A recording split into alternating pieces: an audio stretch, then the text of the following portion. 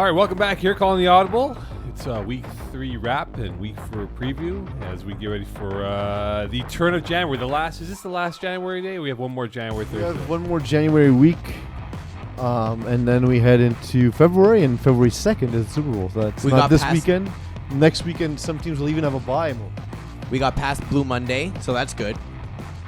The third Monday of January. Blue Monday is like you're just deciding not to have sex for an extended period of time? Well, I was going to say it's more like considered the most depressing day of the year because it's like you get like the post-Christmas depression. You don't have money to spend on anything. It's cold. It's dark. So, yeah, it's actually considered the most depressing day of the year. But see, I don't get depressed because substance abuse. Yeah. Well, the days are getting a bit longer, though. I did notice that. I left work the other day, and there was a little bit of sun out. It was not complete darkness. It was kind of cool. Well, 4:30 the sun was still out. I mean, 4:45. I don't leave it that time. I know it's today that the sun was still out at 4:30. Yeah. It's just, when Super Bowl Sunday hits, the sun's a little bit more brighter than once March 1st hits, it gets brighter. But let's talk about the week that was. And week 3, the brightest of the weeks, I guess, in terms of teams that did very well. Peeze, what caught your attention from teams that did well or didn't do well from week 3? Well, looking into Division 3. Well, so the Jagerbomb All Hooks was week 2. It wasn't last week, right? That's correct. Yeah. Okay. Because that was actually a pretty wicked game of the week. And that highlight catch on the interception by Vincent Benjamin was just foolishness. But let's go ahead to week 3. Dirty Dogs wiped the floor with game changers. I feel like every second season game changers are good, and every second season they're terrible. I don't understand. Like the Falcons. Yeah, or in FF, like voodoo. Every second season they're good, they're contender, and every second season they just sort of work their way through the season. Put up a ton of points, put up 32 points, but Ryan Lewandowski's really seemed to turn the page at the quarterback position, putting up 6 touchdowns. And obviously the team he's played with over time has improved. I think he came into starting to play quarterback, thinking that, a guy who's only ever played Div 1 and 2, looking at playing quarterback in Division 3, thinking it was going to be easy, had a bit of a rude awakening, and now finally after 3 or 4 seasons, Dirty Dogs look to be a legit contender, putting up 45 points. It's not just winning, and it's not just beating game changers. It's putting up 45 points on 17 completions. That's a big deal. I wonder the influence of Pat Chenard, what he's had on this team. I mean, coming off the Achilles injury that he suffered last March, and in short period of window to get himself back into shape. You wonder how important his role is on that defense, because that defense would give up a lot of points as they did. I mean, 32 against game changers, but Pat Chenard definitely has brought an influence to this team overall. I think also from a play calling perspective, helping Lewandowski become a better quarterback, I think that's played a role. He's one of the smartest players in FPF, right? And he's played quarterback, and he's a fantastic defender. And if he can get that knowledge to Ryan Lewandowski, I'm sure that helps to have him in the huddle. I'm only concerned about Dirty Dogs is anyone not named Dave Chidia who can step up. I mean, Disagree. I think this is an incredible roster. Benji Ziegler is an absolute monster. Cal Pinar is a guy we've discovered in the past couple of years, and Pat Chenard's new in this roster, right? That's right, yeah. And Pat Chenard's new, yeah. Is he the rock, kind of grounding them? Because this used to be a very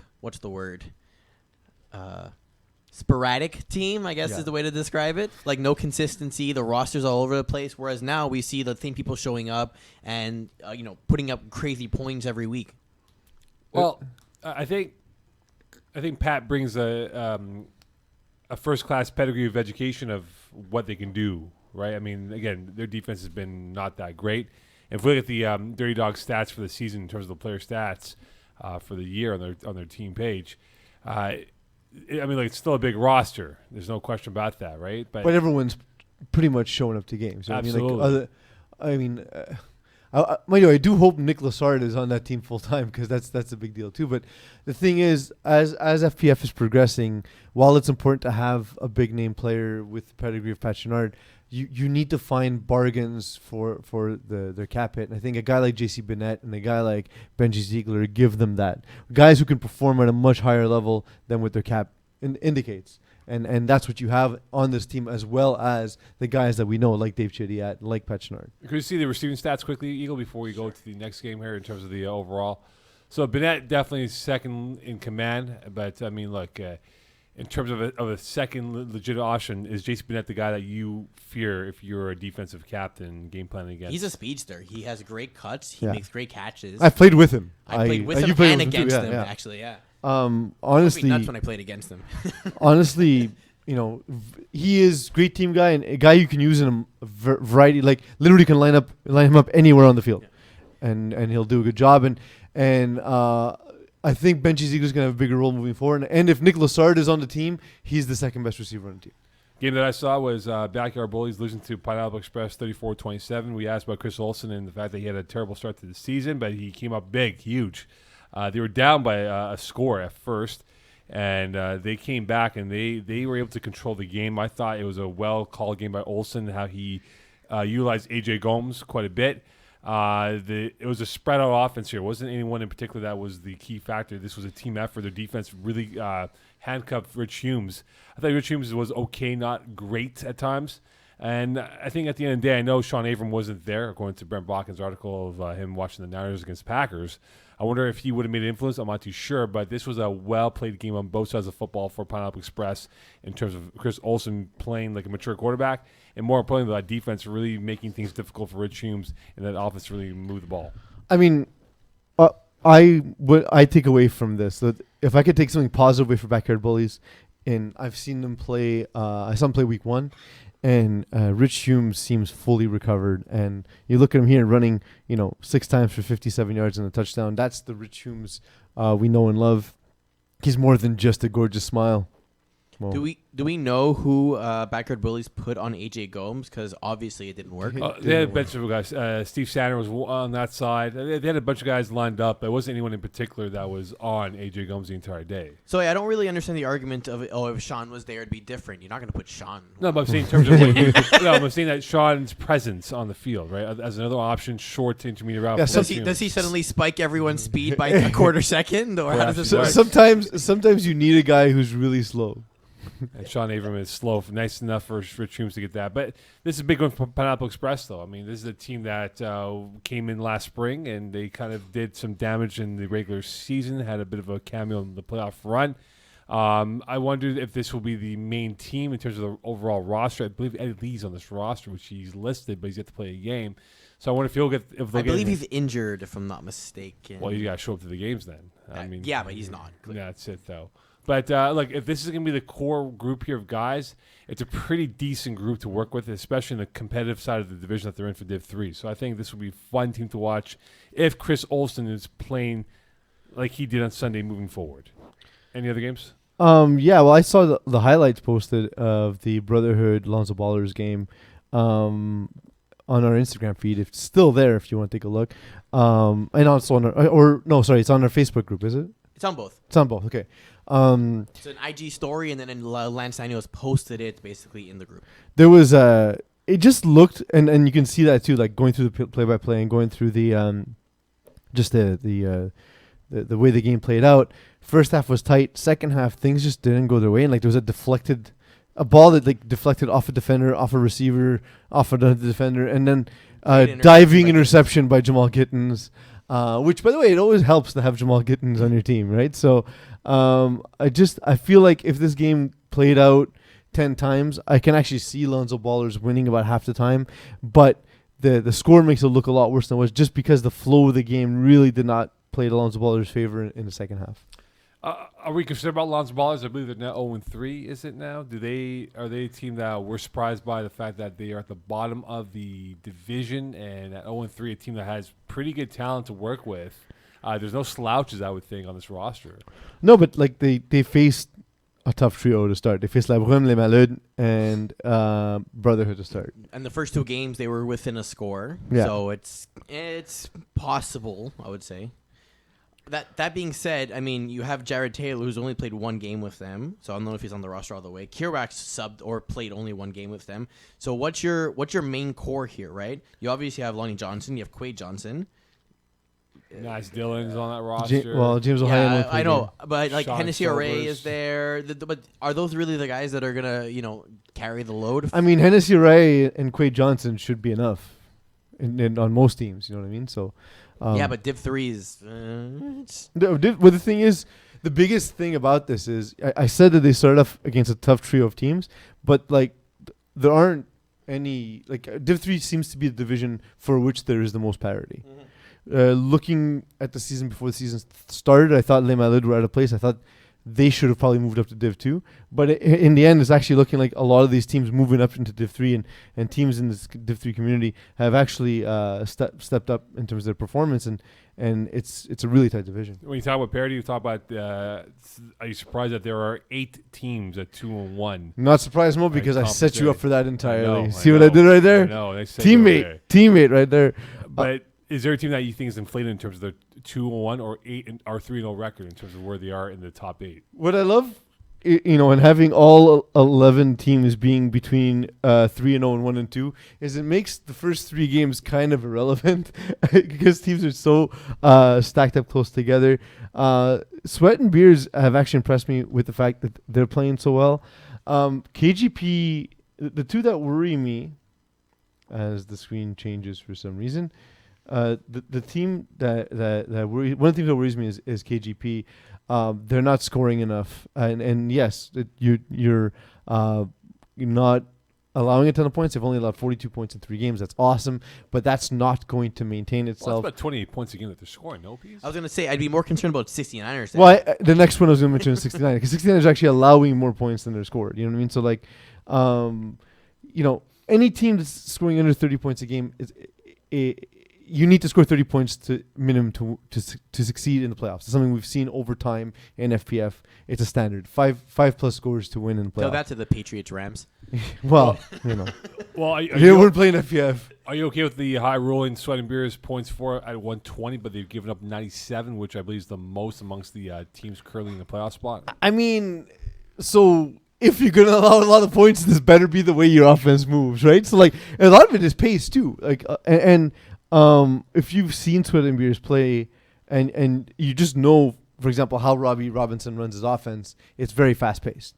He doesn't take a long time to call plays. He's at the line very quickly, and the ball's out of his hands very quickly. And he's also looking for the second there's a blown coverage, the second he has an advantage deep, he's taking it, and he's gonna try and put up scores quickly. So it's kind of like it's the distorted stat when the Golden State Warriors were running basketball, where the pace of play was so fast that it made it look as though their defense is worse than it was. I think that it plays into that a little bit. Like their pace of game is so quick that it's actually making their defense look a little worse. Although I don't think their defense is great, it's making their defense look a little worse than it actually is. So Junkyard Dogs are 3-0. But is there a team that you believe is better than Junkyard Dogs that you would favor? I actually really like this Junkyard Dogs team. This is the best version of Junkyard Dogs I think we've I seen. think I read Rob White. Is that why?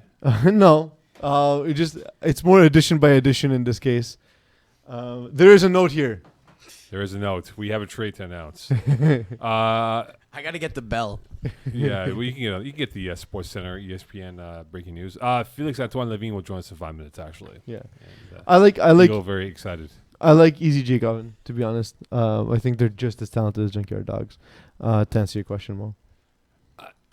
I know you're liking Junkyard Dogs, but if I had to pick a team that I would go with in a one-off in terms of maybe running the table, I would go with the 69ers. I think they've finally found their rhythm. I mean, they've been bridesmaids for so many years in the regular season in winters past, and now they finally put it together. And I think they might be able to add more trophies to their case of trophies that they have. But you say that, but they just got smashed by Junkyard Dogs, 43-15 this week. That's fine. But the question is, would Dean Dimitri play in that game? I can check. Yes, we'll check. I'm sorry, the internet's slow. It is very slow here. Dean Dimitri did play in that game, 2 catches for 24 yards, and he threw a couple of passes as well. That's fair enough. I mean, look, I'm not discounting. Junkyard Dogs. I think they have a very good team. We spoke to Rory Smergen last week, and he was very confident about this team's outlook. I mean, well, just the size. Like Roy Smergen's very good in the air and plays bigger than he is. Paul LaPierre, Sean Haney, Travis Moses, Kinsley Adams. Travis Moses on the team too. Yeah. So like Travis Moses is not necessarily a guy who he's not an aerial type receiver. Like he's not a guy who go get in the air, but he also doesn't have to be with everything else on his roster. Just go with awareness, field awareness. It's a good team, but Travis is just like a legit route runner and a guy where if the ball's in a crowd, he's the one coming out of the crowd with the ball. So if this team fails, is it because of Jason Rossi not performing? It would have to be like Jason Rossi and like. So it's going to sound like I'm being a jerk and talking shit, but I'm not. I actually mean this as a compliment, and he should take this as a compliment. He's built a team where he's the worst player on his team, and that's what a quarterback should do. No matter how good the quarterback is, if your receivers around you can elevate your play, that's what you want, right? Right. I don't think that's a particularly nasty thing to say. So is he like the Baker Mayfield of Division 3? No, because he doesn't. Because Antonio Callaway, the worst player. Because Antonio Callaway is by far the worst player in the NFL. Yeah, he doesn't have that. He doesn't have that arrogant moxie, right? To walk around swaggering around people, saying, "Hey, bleep you, I'm Jason Ross," unless it's him emerging having a fight afterwards, which we all know what the infamous words. Think he look good in the mustache though. Who? Rossi. We should ask. He has a mohawk. Like legit Fu Manchu. Yeah, I can see that. But he has a faux hawk going on right now, so I mean, he's how very 2006 of him. I thought it was 2008, 2009. Nah, only if you're behind the trends, Mo. I know. Behind the trends. Before we get to like Chanel at Fashion Week this week. Jesus, come on, guys, step it up. Before we get to Felix-Antoine Lavigne, quickly here, Keyport Lock. If we look at the standings right now, it appears that they're going to have to be again a high-scoring team because they have essentially. They've given 102 points so far this year in terms of their defense. So their defense has not played well, but are they going to have to outscore teams to be in the upper echelon here, or can they play a low-scoring game? I find it funny because of how Keyport Lock started, where they would just run this horribly slow offense. I used to say that their offense was like, it changed week to week. But like essentially, if I take a whole bunch of popsicle sticks and then vomit disease onto the popsicle sticks and then try and flush it down the toilet and then have to, for some reason, remove it by hand because I had no other tools, that's what their offense looked and felt like. And their defense was actually like led by Jadaridi and just a smart, capable defense. And instead, what we're seeing now is the development of Jeff Rosenblatt just in time for his defense to no longer be able to bail him out. Well, look at the roster though for this team. It's a good team. It's a good roster composition. I mean, we talked about this in week 1, right? Braudi, Jadaridi being keys for them. But I think the ascension of Jeff Rosenblatt has really brought the question or an intriguing point that hey, maybe this is the year he takes the next step in his quarterback development, and that he can be even better than what he was in years past. So I think for this team overall, as Peeze lowers the sound on the soundboard here, I think this team can definitely score the points, but I just wonder if they can lock down defense and make sure that they don't have the same issues before. Yeah, I agree. Salut, ça va? Felix-Antoine Lavigne, ça va? Oui, toi? Ah oui, pas mal. Tu connais? C'est Moe Khan, puis Peeze, puis Eagle. Ouais, je pense que c'est un peu... Ouais. We're all waiting for someone to say hi. Comment ça va, Félix? Très bien, vous autres? Oh, ouais, ça va. J'ai une question, Félix. Ton chandail semaine prochaine, c'est numéro 4 ou 81? C'est une question qui... La réponse, on va la savoir la semaine prochaine, honnêtement. Parce que là, Jean-Christophe a volé mon numéro 4. Il va falloir qu'on se fasse des nouveaux chandails d'équipe. Félix, ça fait un bout qu'on demande pourquoi Hawks n'ont pas une meilleure défensive avec tous les athlètes sur l'alignement. Peux-tu nous dire, selon toi, pourquoi? Ben, en ce moment, ce qui nous manque, c'est... Ben, mon frère est blessé. Il y a une fracture au pouce. Puis, dans le fond, c'est notre meilleur joueur en défensive. Fait que quand lui va revenir au jeu, ça va aider notre défensive. Tous les joueurs vont être à leur position naturelle. Puis, je pense que notre défensive va mieux performer quand il va revenir. Puis, Félix, j'ai une question pour ton QB. C'est qui le meilleur QB sur l'équipe? C'est Sio Lavigne ou Jeremy White? Ben, je pense que Charlot est meilleur, mais Jay s'est vraiment amélioré. Mais l'affaire, c'est que Jay, c'est aussi notre meilleur receveur de l'équipe. Fait que quand Jay va retourner receveur, on va avoir un des meilleurs receveurs de la ligue back dans l'alignement. Puis c'est 2 QB semblables. Fait que rendu là, notre offense va être encore meilleure, même si on est déjà dans une des offenses qui score le plus de points. Félix, on a parlé déjà un peu, mais on veut savoir ton perception. Quelle était ta réaction à l'interception spectaculaire à une main de Vincent Benjamin contre Jaegerbaum en semaine J'ai 2? jamais vu un gars sauter aussi haut que ça. Il Ouais, a c'était sauté malade. aussi haut que moi, je pense. J'ai jamais vu ça, c'était fou. Puis quel one-end aussi, là.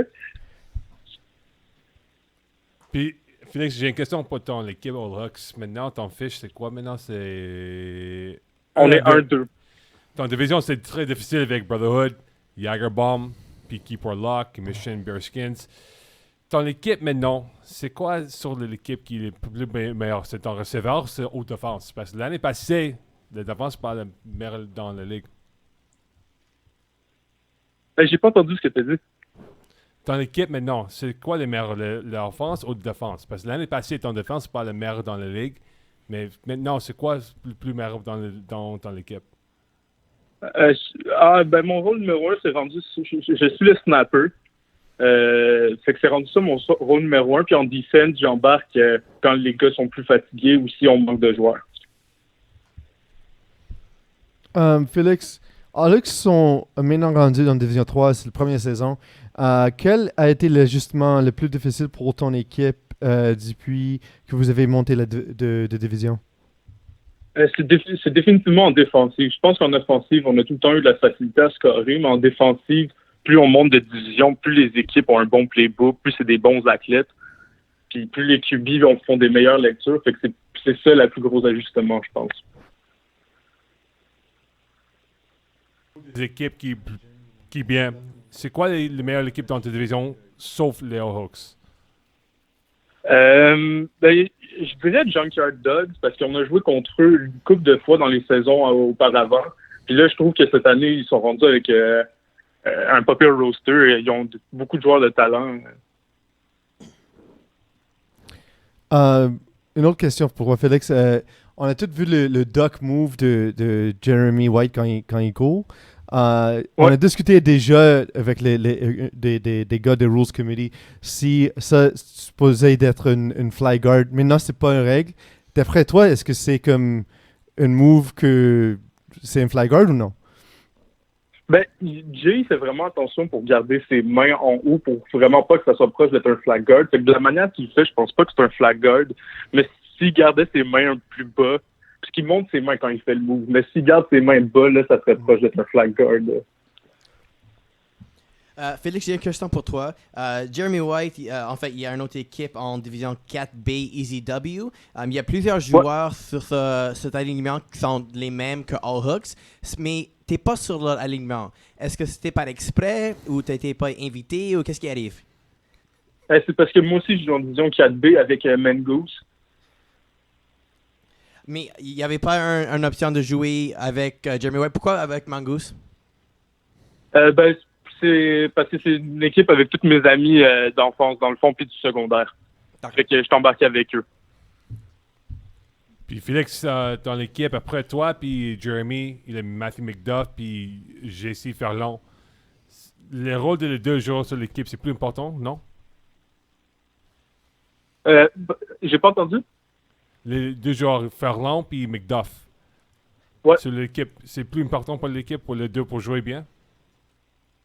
Ouais, c'est sûr que quand JC est en forme, c'est un des meilleurs receveurs de la ligue, lui aussi. Puis il est super bon en défensive. Puis il peut aussi prendre la place à Thomas comme rusher. Fait que c'est un joueur super important à l'équipe. Puis Matthew McDuff, dans le fond, il est venu remplacer pour une game parce qu'on manquait de joueurs avec les blessures.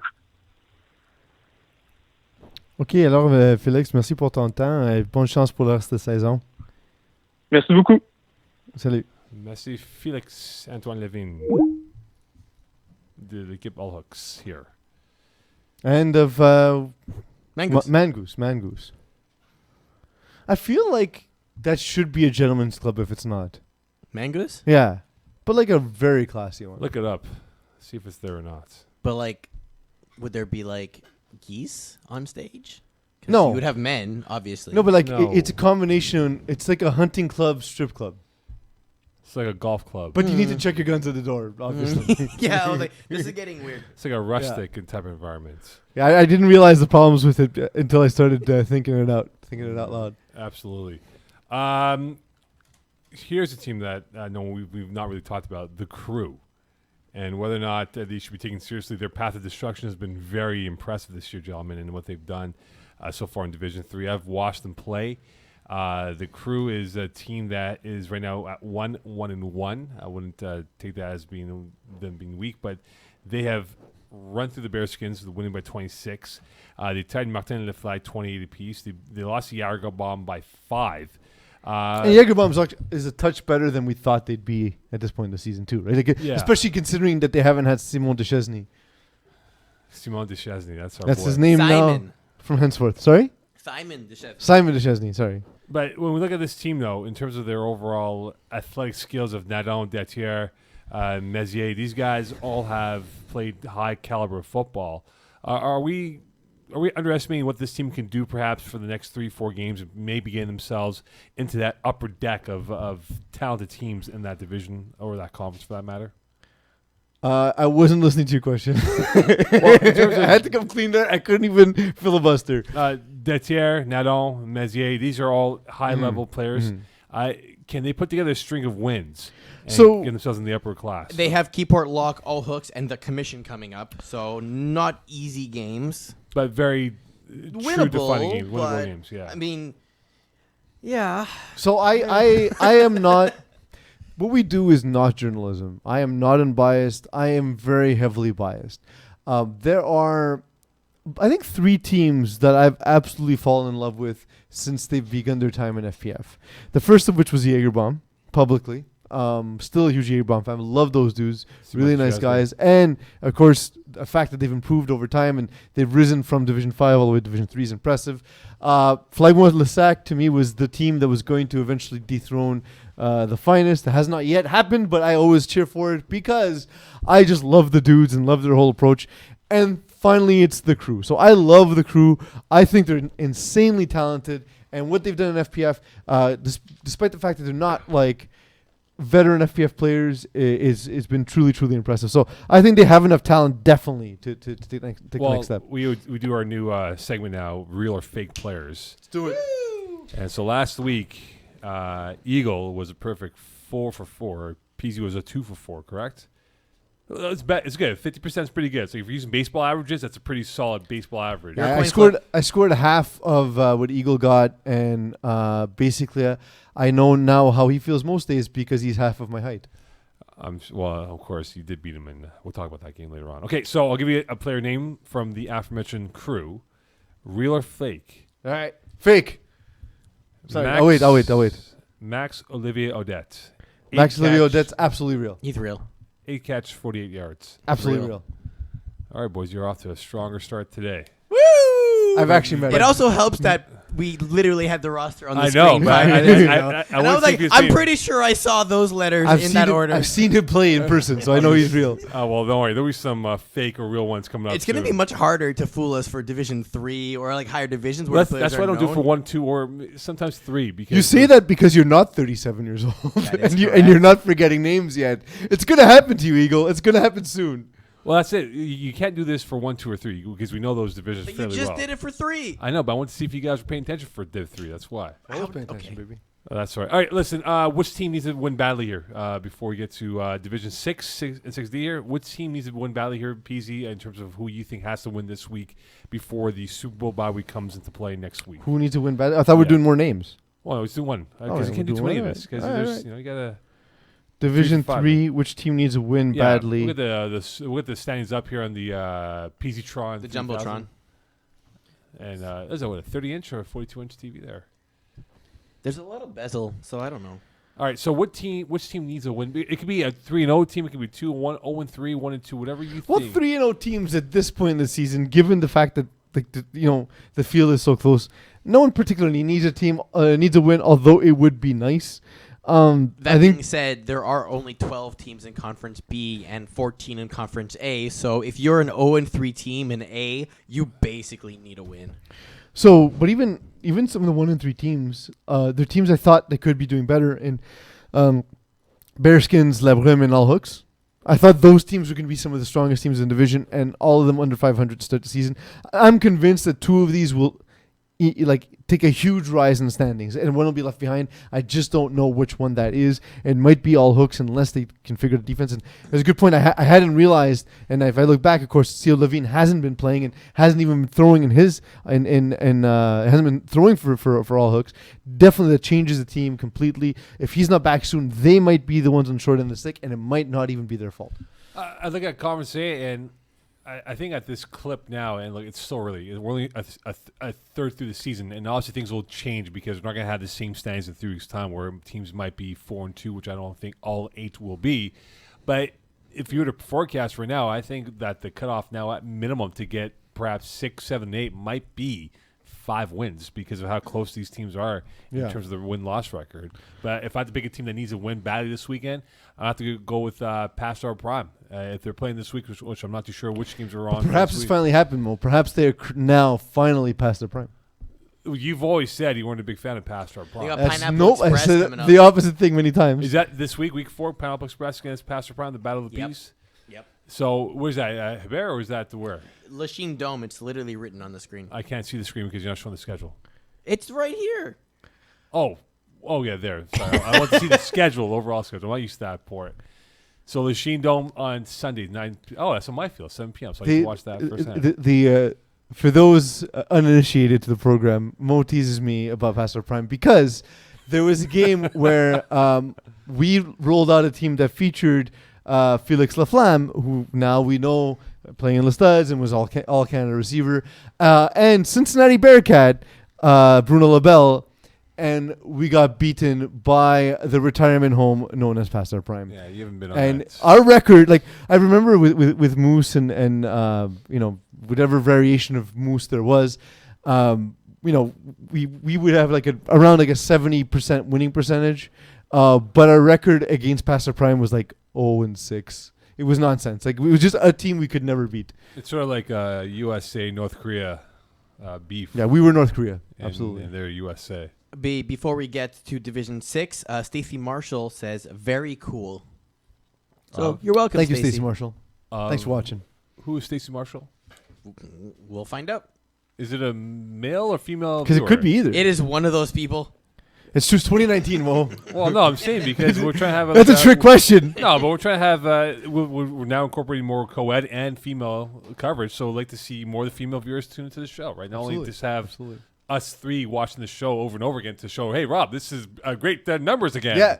See, keep us alive. I've watched it on 46 computers, therefore, Rob, give me a raise. Yeah, Rob, this is huge numbers, man. Huge numbers in Laval, huge numbers. All right, let's get to 6 and 6D here. The week that was in 6 and 6D. I'll start with you, Peeze, in terms of what you Never saw. start with me because you seem to load up the pages quicker than I do. Yes, I do. Games that really caught my attention. I mean, look, Pension Plan now continuing with their role here, which is not a surprise to me at all. Well, again, the fact that they're still in Division 6 with Vince Pisano throwing is nonsense. That being said, they only won 21-13 against Llamas Pajamas. That's not a good sign. Pajamas not off the good start, though. I believe they're, 0-3 now or 0-1-2? That's Eagles' point. That's why. You only beat them by a score, and you only scored 3 times.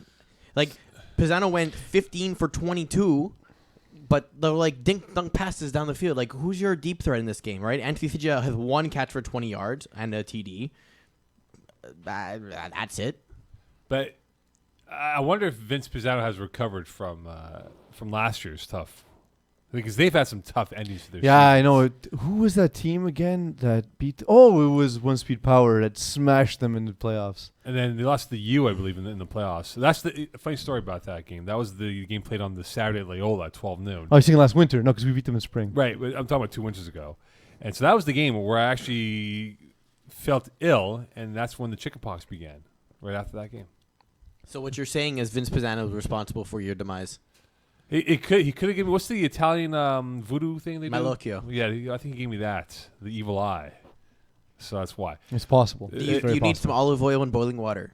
No, I'm fine now. It's 2 Are you years. sure? I'm 2 years removed from having chicken Because pox. I can go get a pot right now, and we can get it going. The best is this Rob. Yes, I need you to get my pot right now. I'm sure you need to get pot. Legal. With your legalized. oils. Yeah, with my oils. I would appreciate that. The best is the president asking me, hey, can you come in for the Sunday games? I'm on my deathbed. All right, let's go back to the games that were played on the weekend here.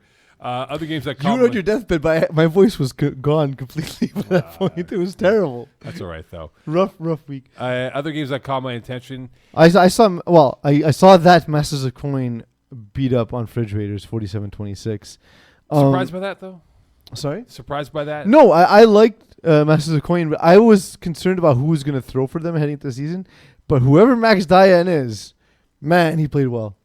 Put up a hell of a lot of points this past week. Benji Ziegler got a couple of touchdowns. And on the other end, Fridge Raiders just did not look good. They struggled. Well, you know what? He's actually 13-2 as a player in FPF. So he's off to a good start in the win-loss record. Thing is, when I look at the Fridge Raiders, I don't know what to make of this team yet. I didn't see the game this past weekend here. I saw a bit of the games early on in the season. I think it's going to take them a little bit more time to get used to playing at this speed of football in Div 6. But look, when you look at Masters of Coin and what they've done so far, I mean, like only 2 players caught balls. I assume there was guys who didn't have the uniforms, hence why there's only 2 guys who caught balls. But in terms of the overall team, if they can continue moving forward, and like a guy like Benji Ziegler, who we know very well, who I've liked, I believe he looks like Ante Kopitar at times. I can see it. Mm-hmm. Does he not look like Ante Kopitar? Yeah. This is a good athletically gifted team. These pass catchers all have FPF experience, and I think that goes a long way. Oh, that's not him. We're talking about the other guy. Who you think you're thinking of? I know exactly who you're talking about. Yeah, looks like Ante Kopitar. Zach Yes. Sigler, maybe? I think about Yeah. Zach Sigler. So the one thing I will note, one thing I did notice about Max Diane is he's completing 71% of his passes, and he's also thrown 6 interceptions. So like he's actually completing a ton of passes, including the passes going to their team. It's pretty impressive that he's done so well despite turning the ball over, and that's just a testament to how well put together this roster is. 6D games that caught your attention from 6D this past week 3, Peeze. There's still games to be played today, which is Thursday. Lionhearts will play replacements, and what could have been play SAFTB later on today or on Thursday, as it is a live show with recaps of those games to be next week, perhaps. We'll call Simon later and get his input about what's happening exactly. in the games. Is Wednesday a cursed day for Division 6D? Because Goon Squad lost 24-0. Killer Rays lost 26-6 to Stiffy Arm. Here for the Beer lost 33-0 to 7th Rounders. Yeah, and but they're not a Zone good 6 team Ballers here beat for the Green Beer. Wave 46-6. But here for the Beer is not a good team, though. They've had a rough start. I think they've scored like only 33 points, I believe, in the first 3 games of their start. Admittedly, they are here for the Beer. Yeah, well, they're not hiding what they're doing here. It was a rough Wednesday of games, actually, for Division 6D. Division 6D is always going to have some disparity, and that's why we're going to reseed the teams before heading into the playoffs, which more on that as the season progresses. I was impressed by Zone 6 Ballers putting up 46 points against Green Wave, though. So it's been a while since we saw Ginsley Valbonard have such an effective game. And not turn the ball over. And he only threw the ball 14 times. Only had 80 yards passing, but we know him to be a dual threat. And he, a lot of it was complimentary on the ground. It's funny because when we looked at Green Wave, they added Jean-Charles Verger last week because Tony Curry is taking over as quarterback short term. And there was a little conversation between the staff and like, maybe it's not a good idea to allow J.R. Verger to play 6D. Well, he'll just dominate and everything. And he's getting the ball, but the team's not doing well. But look, if it fits the cap, first yeah, of all. exactly. If it fits the cap. So, but it was a whole thing of maybe this is another quarterback situation where we need to kind of look at, how much can you actually stack in a roster. But unless it's a quarterback, like, let's put it this way. I've seen Tony Curry throw a ball. For those who don't I'm know, by the way, not terribly worried about J.R. Verger taking over 6D. he normally plays Division 1 and 2. Just context for people who may not know. Yeah. He's won a few Div 1 titles. A team that's really caught my attention, I watched them yesterday. It's one of the topic questions, is Kings of the North. Very cool uniforms. Mm-hmm. I think Terry Tam had them ranked as one of his best uniforms that he's seen so far scorekeeping on Wednesdays. That actually is a great uniform. It is very cool. It's like a hybrid Sacramento Kings, Toronto Raptor-ish look over there. And anyway, so I've watched this team play But it's twice. a crown, Mo. Yeah, but if you see the Sacramento Kings logo, it's the exact same thing. Well, because it's a crown. Yeah, I know. Yeah. But I'm saying that they probably took the Sacramento Kings influence on the uniform. Because it's a crown, Can you go get the picture for us, please, Eagle? but it's a crown. Like, can you get the I do see it though, like the Jay a retro. Williams era of No, Sacramento before Kings. that, I'm talking about the 80s look. As Eagle gets the crown. All right, so look, I've watched this team play twice. I know they've not scored many points, but their defense is pretty good. Like they've done a really good job on defense. They've come up with big tackles, stopping teams on fourth down. This is a team that is well played in terms of the unit that they are as a whole.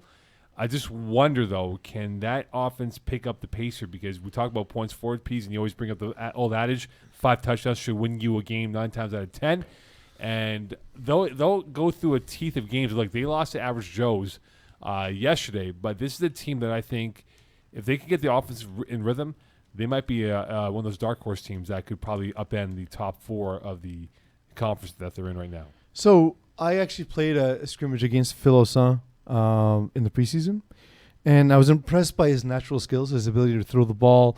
He had play concepts that made a lot of sense. He's a very good athlete. He's quick, but I did notice that he's not at a point yet where he can make he can make progression reads, and I think that that's going to be an issue for Kings of the North. Is that if he leaves the huddle thinking someone will be open, and he's open, that's fine.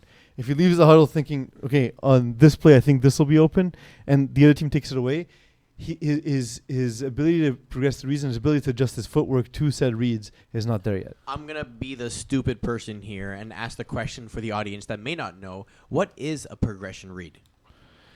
So it depends how you call your plays, of course, but let's say, for example, I'll use my own experience because I'm a flood concept quarterback. Eagle, you've witnessed that this week. Essentially, Many times. Essentially, what I like to do is stretch the defense and then use that to be able to open up the intermediate route. But then if the intermediate route isn't there, that means either the deep route was there early, so the ball had to be out of my hand to the deep route immediately, or I need to check down to the route beneath the intermediate route. Otherwise, I need to be able to flip my hips and go backside. If they're completely bailing and attacking the flood, you need to have a counter flood to be able to attack that backside. It's a little complicated to explain. I would say the concept of a progression read. So so you have a primary so target, so you have like a secondary target, and there's something you're looking for that tells you where you should go. So for example, like before it happens. my first read is always going to be like deep, whether it's a fly, a seam, a post. That's the first read, because if you throw that late, it's going to be intercepted. I learned that the hard way many times. As the Eagle too. Then sorry. As the Eagle has learned as well against you guys. And then you're looking to the intermediate area because the deep route would have cleared space. If the defense is drifting into that spot, then you need to hit underneath and let your receivers get space. But, see, the thing is, for clarity purposes, yes. this is Peeze's system. So That's my specific. you So if you run, for example, something that's more ISO reads, where you have, let's say, like a play concept that's like hook, corner, hook. Then what you're doing is you're trying to see who has a mismatch, what defense they're playing, and then you're literally going, left to right or right to left, depending on how the defense lines up and how it is that you've decided to progress that. I'll say this: you guys can watch this 2-minute binge by Peeze, and that's all you have to know about Peaze's offense when you play against. But everyone knows, except for Eagles team, right? They knew. He was mad. He was very mad. We'll talk about that when we get to 5 The thing quickly about the Kings of the North. The reason why I like their defense a lot. Defense is very good, by the way. Yes, I agree. Dylan Garber.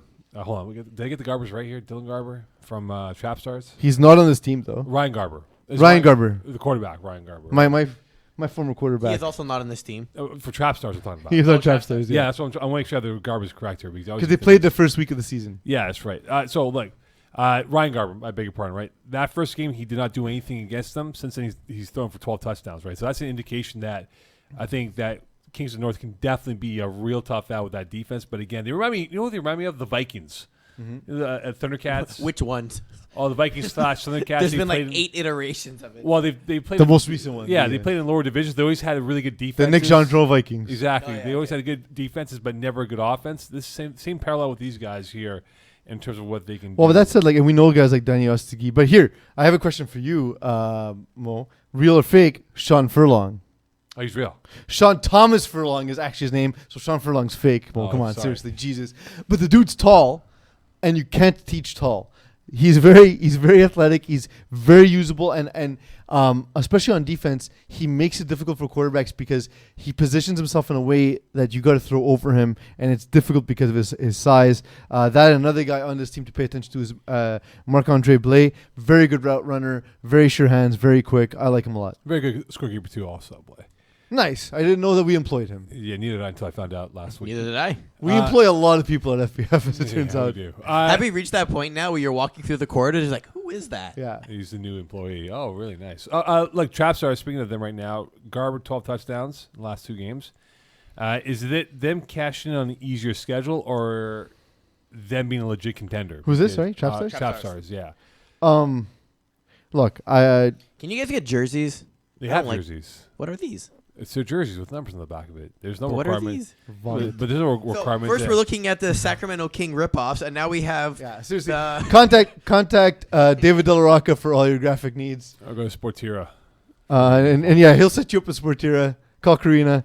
But and then call her again to remind her. But look, the thing is, when you're looking at Trapstars, I'm a fan of Ryan Garber. You know this. I coached him in FPF Junior. He put up insane numbers his first year playing in FPF Junior. He's a guy who learned a brand new system almost instantly. One of the smartest kids I came across. I say kids because at the time he was a kid. He's now an adult man. But Ryan Garber, I'm always gonna be in his corner. And look, he's completing 70% of his passes, 15 touchdowns, 2 interceptions.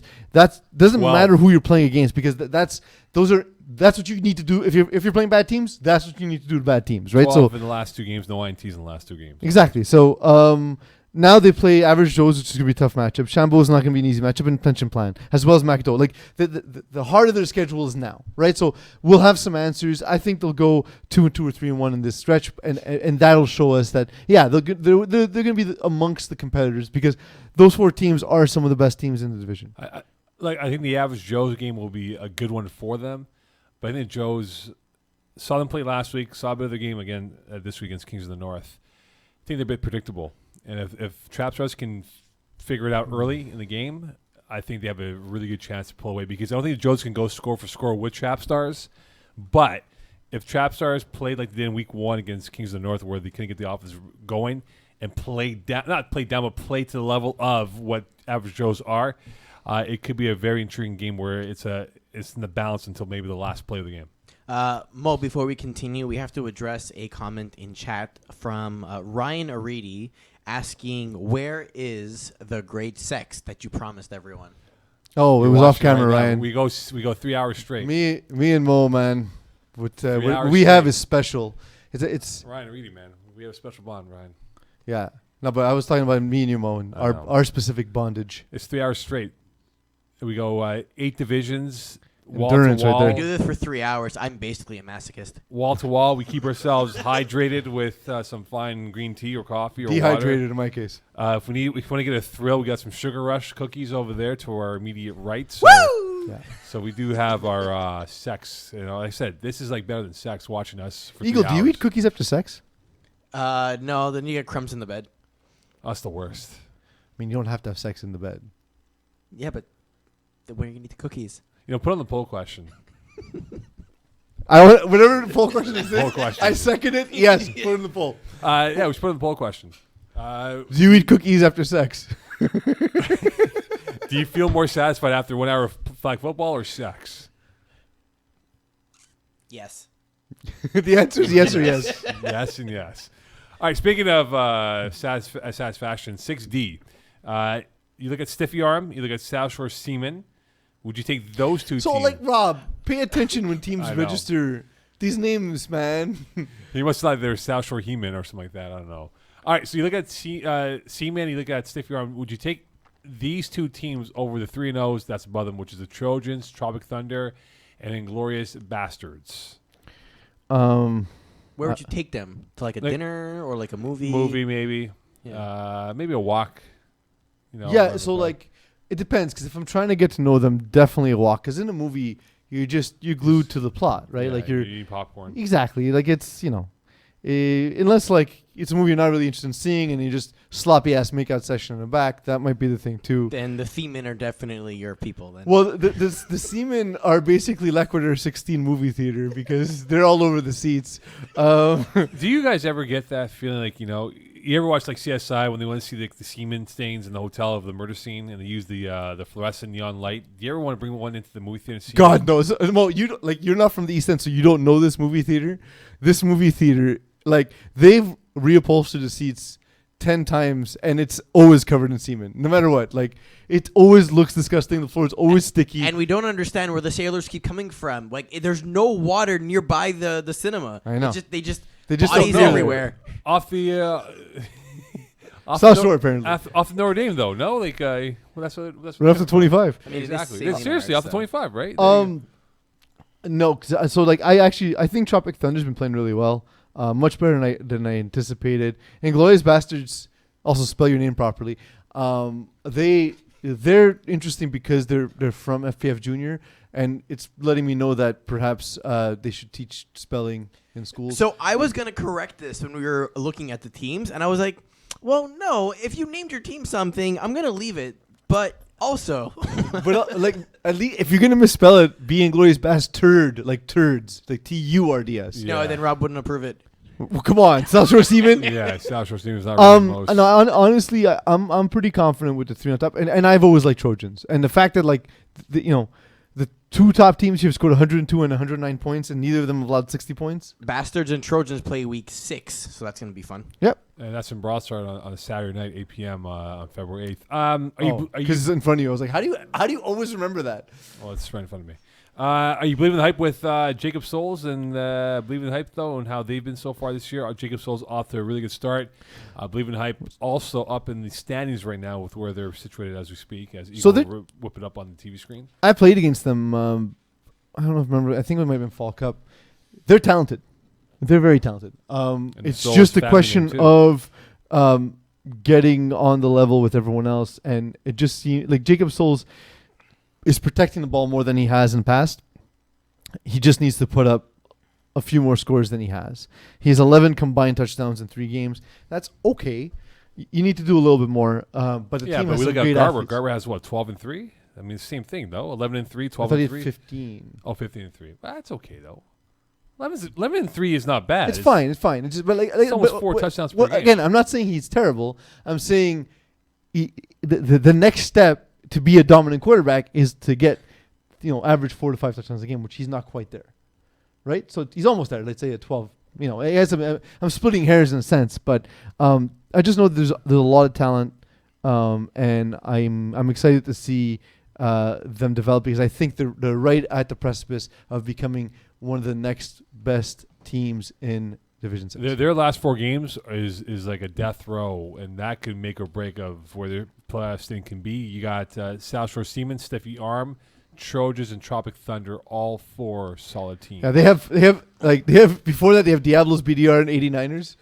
So 89ers not a good team. get your stats while you can because the last 4 games are going to be difficult. And I was gonna say against Diablos, if you can't figure out how to play against them, then you're probably gonna lose the other games.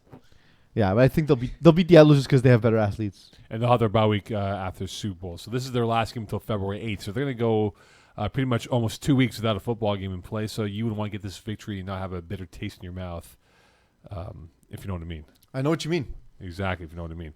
Peeze, I want to ask you this. Ask me. I forgot to ask you for Div 3, but we'll do that for Div 3 and for 6 and 6D. Every week, I learned this from Mel Kiper on his radio show every Saturday with Darinoka. They always do the bandwagon picks for their Super Bowl or college football. So every week, it's a different team, more or less, from Mel Kiper. So I'm going to ask you, today, your bandwagon final will be who in 6 and 6D? In 6D, give me 7th rounders. Versus They have not allowed a point yet. taking on who? They haven't allowed a point yet. So let's let that sink in for a second. I know. I like them a lot, and I think Trojans will be there too. It's cheesy because they're the 2 top ranked teams, but I don't care. Right now, give me safe money on Trojans. But also don't forget that these teams will be promoted into Division 6 Yes. if they stay at the top of the standing. So it's a little bit complicated for Division 6 and 6D to do Right. this, but let's just say, which of the teams do we expect to do damage in the higher bracket? I can see Trojans doing damage, and I can definitely see 7th rounders doing damage. They have not allowed a single point in their tenure in FPF. All right. That's in insane. Div 6, which probably has a little bit more of a stability of who we know will be in the finals, your bandwagon final picks will be who in Div 6? Well, I know what you mean about Vince Pisano not putting up enough points, considering that he shouldn't even be in this division. But it's just hard in a playoff game not to go with his level of experience. Like if this isn't the championship season for Vince Pisano, I don't think we're going to see a championship season for him. So that alone leads me to think that. And then Winnie the Bish is just insanely talented, and they have the cheat code that is the Joey Taylor offense. All right, Division 3, your bandwagon finals prediction right now, and again, it'll change every week perhaps, or Peeze will be consistent with it. I won't remember what I said immediately when the show ends, so I promise you will not be the same every week. So Division 3, your bandwagon finals for, when is this final for Div 3, Eagle? It's the Saturday or the Sunday. What day is it on? 4th or 5th of April. What day is that on? Saturday or Sunday. What time? Between 5 That's and 11. fantastic analysis right there. Okay, so your Div 3 final, please. Give me It's Jaeger. going to depend on which teams make it because you have back-to-back conflicts and scheduling and all that shit, so don't fucking test me like that. Oh, wait, hold on here. Hold on, big boy. It's actually on a Saturday, 6:30 p.m. Jesus, come on. That may move. Well, no, it says right here. Subject to change. It's subject to change. Well, you see, he calls us out on our feces, but we can't call him out on his feces. Seriously. All Where's right. your feces? In the toilet where it belongs. Why didn't you Thanks. send a picture to the group like you're supposed to? Oh, man. Give me Jaegerbomb. They're only going to get better once Simon DeChesney returns. And on the other side, Junkyard Dogs. That roster is completely stacked for a Div 3. That's one of the best rosters I've seen in Division 3 in a long time. I just looked at the Div 3 schedule. My God, do you see the playoff dates? So they go the 22nd, which is on a Sunday, and then they play 3 days later on the 25th on a Wednesday, and then they go back at it on the 29th. So that's 3 games in 7 days, and they play April 4th. So that's a little bit of space, but that's 3 games in the span of a week here. That's going to be a real... Yeah, because there's a holiday that hits right after, known as the Masters. And that's why the schedule's compressed. It's so I can actually watch the Masters. Masters are what, April 4th and 5th?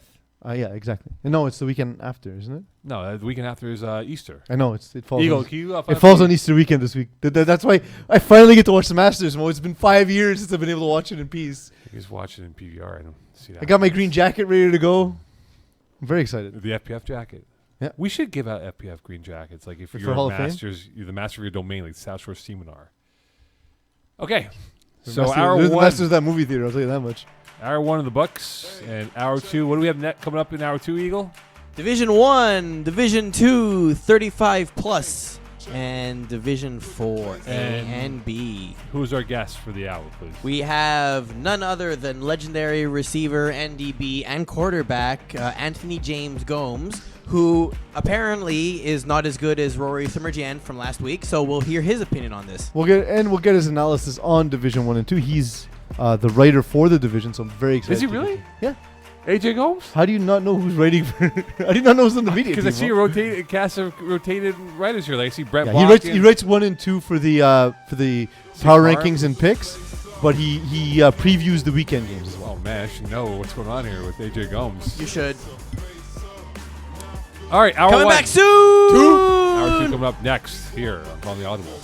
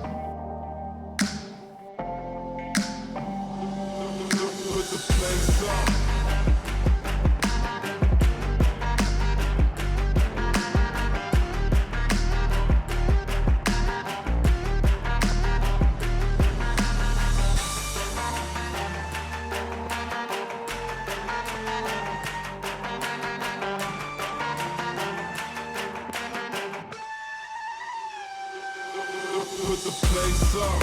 Yeah, we know what we made of. Can't get enough of you, boo. I'm a chaser. Face up, now I feel a little major. Blink of an eye, ego I'ma take her, shake her. Yeah, she was a born shaker. She shake me out that door. All right, welcome back. It is Calling the Audible, Hour 2, Div 1 to 35 plus. 35 plus, and 4A, 4B. Yeah, so we got those lined up here in hour number 2, and AJ Gomes will join us in half an hour? Yeah, about that. 30 minutes from now, AJ Gomes. Is he coming downstairs? I I mean, don't- walking up to our high-rise studio. Well, AJ wanted the questions beforehand. I said, no, that's not going to happen. I don't do that. I go, I don't do that with professional athletes, and I won't do that with you. And he's like, all right, give me a question they're going to ask me. I go, what's your favorite food? Okay, that's I great. do want to know his favorite food. What is your favorite food, Mo? No, AJ Gomes. No, but I'm asking you. Ooh. Oh, my favorite food You like the is- taste of AJ, huh? Hey, AJ Gomes, nice guy. My Spending some favorite- time in Lacquer 16. Yeah, no, I'm never going to go there. Never. You shouldn't. I go all the time because I sneak in booze and snacks. A lot of pyrotechnics at Lacador over there. All right, listen. It's true. Favorite food is chicken cutlets. And I can eat like 10 of those in one sitting. 10. That's a Yeah. lot of chicken. So, I like, can eat a lot of that. I have a bizarre favorite food that, like, literally my mom has to make it once a year because, like, Natalia can't stand, like, the smell of it or whatever. And, like, my grandparents were, like, from the old country, farm folk. Like, we ate everything, right? So there's a part of the chicken inside the throat that crushes rocks. It's called the gizzard. I love risotto with chicken gizzards. Yeah, I like gizzard too. Love it. You're the only other person in my life that I know that love. It's because as a child, it was like, here's chicken, eat it. I'm Eat it like, and okay, shut up. What is this? It's the heart. It's the kidneys. It's the gizzard. I'm like, all right, that's fine. Yeah, I love organs. You ever eat chicken feet? I used to eat chicken feet Yeah, as well. yeah. I ordered it. I was at a what's it called, dim sum place, and I ordered it. And it came with them And coming out of she, it. and like the woman was like, "Are you sure?" I was like, "Yeah." Did you get tested at the hospital for any viruses of some sort? No, it's cooked, man. I'm just asking. That's pretty big right now in the world. What? The viruses. Oh, you mean where I'm I landing? was gonna say, you know what? You know that I'm landing in Beijing in a month, right? You know what Yeah, Mexico well, and China have in common? Corona. Yeah. There's also been an outbreak in Mexico though. So There has been, yes. There's actually 5 reported cases in Quebec. So I'm right. yes, you are. All right. I wonder if it's as good with lime. I don't know. You got to test that when you go to Beijing. All right, let's dive into Div 1, Div 2. Div 1, some games that I saw. I actually saw 2 of them. Got Skills. Very regal in their win over Yuxu. Regal. Yeah, 42-32. This wasn't even close. I know it's a 10-point win. This could have been higher. But I was really impressed. Nick Santomo, who takes a lot of grief on the field for his habits of how he reacts to plays or doesn't have plays going his way, calls-wise. He's a crazy person. He is. Yeah. I think in tackle, I'll take him any day. I think he's a guy that you go to war with. But he was phenomenal in this football game. I mean, he really sliced up that Yuxu defense. They had no answers to what he was throwing on the football field. And he made a phenomenal grab off a Tam Villydeth throw, 5 yards in the red zone, where he threw to Villydeth, who dropped back as second quarterback. Villydeth going left to right with his throw, throws it up in the air, and literally Santomo goes up like a rebound over, I forget which DB it was. DB went right under him. He catches him like a rebound and then scores the touchdown. I was like really impressed by how God Skills came through. I just like Yuxu may have taken this game a little bit lightly. Alex Holloway was not on point. He got off to a slow start. I mean, 22-28 though, Mo. But in the first half, though, in the first couple of drives, he just didn't get in rhythm until in the second portion of the football game itself. But I just thought overall this was a lot of drop balls by Yuxu, and perhaps underestimating your opponent in God Skills, who I think we all thought would probably lose to Yuxu, but that was not the case. Yeah, Hollock was intercepted by Vieng on the first drive. Kind of set the tone for that game. I was surprised by this outcome. I didn't think God Skills would score this much on Yuxu. I thought Alex Holloway wouldn't even need to play a perfect game in order to win this. It turned out to be literally the one mistake just set the tone for the entire game. And it's crazy, like, to think that the level that we're seeing now in Division 1, as high as it's always been, but now, like, you see Alex Holloway going 22 for 28, 223, and you lose by more than the score. You know what I mean? Like, you're losing by 10 points. That's out of this world. I think so far Yuxu, like, I don't know if it's a hangover from last year or not, but I feel like maybe now it's early overreaction here, but they haven't found their rhythm yet. They haven't. I mean, it's the first loss. But it's The even first, before they that, beat though. Braves, which has always been a thorn in their side, and they beat the Admittedly, finalists with their without- backup quarterback. Matt Hur wasn't there for that game though. Okay, I know, but I'm but just saying. they also won a game without their. So you know But what I mean? they Like you haven't can't been- make the argument only on one side. No, but they haven't been convincing yet. That's my point. They haven't been convincing where I'm like, wow, you know what? Like, yeah, even though you have one loss, I still think they're the team to beat. I just think that they've been kind of like fidgety out But there. if that's the case, that means their best football's ahead of them, right? So like that's more terrifying. How do you if make this anything. roster better though? I think is the big question. You can't. You legitimately can't. Absolutely not. You can't. But So if they don't win with this, what do they do? Do they just keep trying? They try again. salary cap cuts, man. You get rid of Hollowak, and then You can't, like okay, but You pull in Overguard. yeah, exactly. Oh man, do you think Norgard regrets not having him there anymore? I mean, Well- depends who you ask. Depends who you ask. If we I'm did, sure. if we did I'm a- sure it was divided camp at the time too. I'm sure if you ask Corey Pecker, he's totally fine with it. if we did a silent vote, I wonder how many people would say, "Yeah, I'd love to have Alex Holloway back," because he's been bombing away on teams the last couple of years. Overall, Finest saw this game as well, losing to Braves 49-37. This was a game where the Braves really were never in doubt in terms of how this game played out. It came out to pretty much the last drive where Wyeth had a chance to tie it up but couldn't do so, and it was picked off by Georges Garipi. But overall, this was a good heavyweight fight between the two teams. But my biggest question mark about DA's Finest now is that, yes, Jared Taylor's finding his rhythm, but is it a big question mark, or is this a big worrisome, Peeze, that Keyshawn Thompson is your leading receiver for what he did, 6 for 96 and 2 touchdowns, Yeah. when you have other pass catchers on this Well, roster? I mean, Jared Taylor and Matt Kerouac were equally involved, right? So like, I don't think it's the Keyshawn Thompson show in a sense, but it just seems as though they are a playmaker short from what they've been in the past. Right. And so, like, you know, if you look at Braves, you know, JD Chevalier, the two Pilons, George Gary P, Mike Pierre Saint, that's like solid across the line. We looked at the You Can't Sit With Us offense, and that's solid across the line. And let's say if the Finest is supposed to be part of this top three, I just don't see their roster being able to compete on that level, given that, you know, you have, you know, Keyshawn, Jared Taylor, and Matt Kerouac. That trio is already solid, but not as good as some of the other trios. And then on top of that, the fall off on receivers 4 and 5 is much lower than other teams. I think this is a glitch on the app here, because the Braves actually attempted more 2-point attempts than they had listed on the app when I score kept this game. But I was imagining myself saying, if the Braves had actually hit on half those 2-point attempts, this could have easily been a 2, if not maybe high 2-score lead or win for them. So like the Braves are Wait, were you the scorekeeper in this game? I was, yes. So maybe the input was wrong. Maybe it was No, operator error. I put 2 unsuccessful, you know, and then I see it now, and I realize that it was only 0 for 1. That's incorrect. They actually had multiple 2-point attempts. Eagle Joey, fix this shit. Joey! Fix Yeah. it. It's gonna happen. Yeah. By the way, you gotta Fix fix it. my Yakub Telemac for Justin Weir stat, please. Just go fix it. I don't have the password to the back end. Just That's go true. fix That it. it's restricted back end now. Oh, really? Yeah. Even Mo got restricted? I what didn't did think you so, do? but I used to have it, apparently but I don't have it anymore. I don't What have did you do? Nothing. I've never been on the site in the last year and a half since we got the iPads. There's nothing I need to do physically now. Well, now you do. I just go email Simon, email Eco. Then email Simo. Yeah, honestly, telling Simo what to do We'll call him later. is becoming my favorite thing to do in FPF. Like getting to boss him around because he's in charge of me is my favorite thing in the world. It's amazing. It's really fun. Div 2.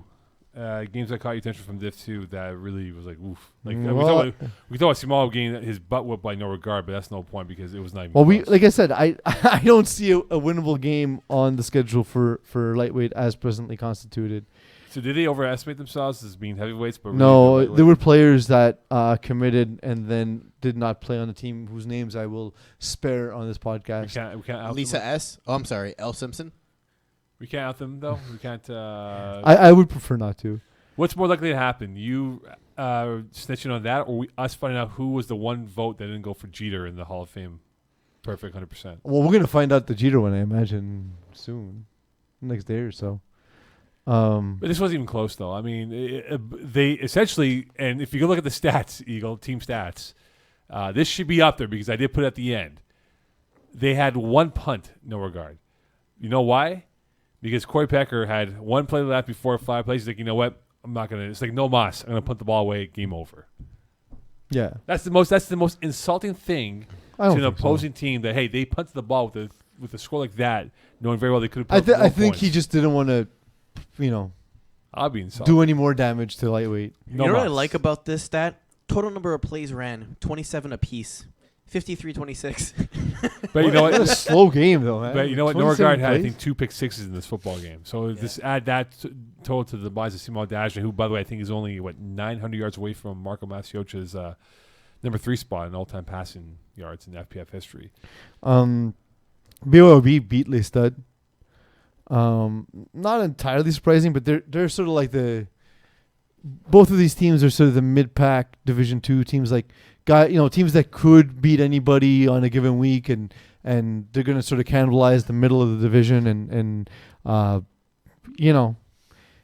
Matt Rene had a better game than Sam Cannell. It's going to happen. I feel like you can flip a coin on this one, and this time it landed on heads. And Matt Rene is sort of that.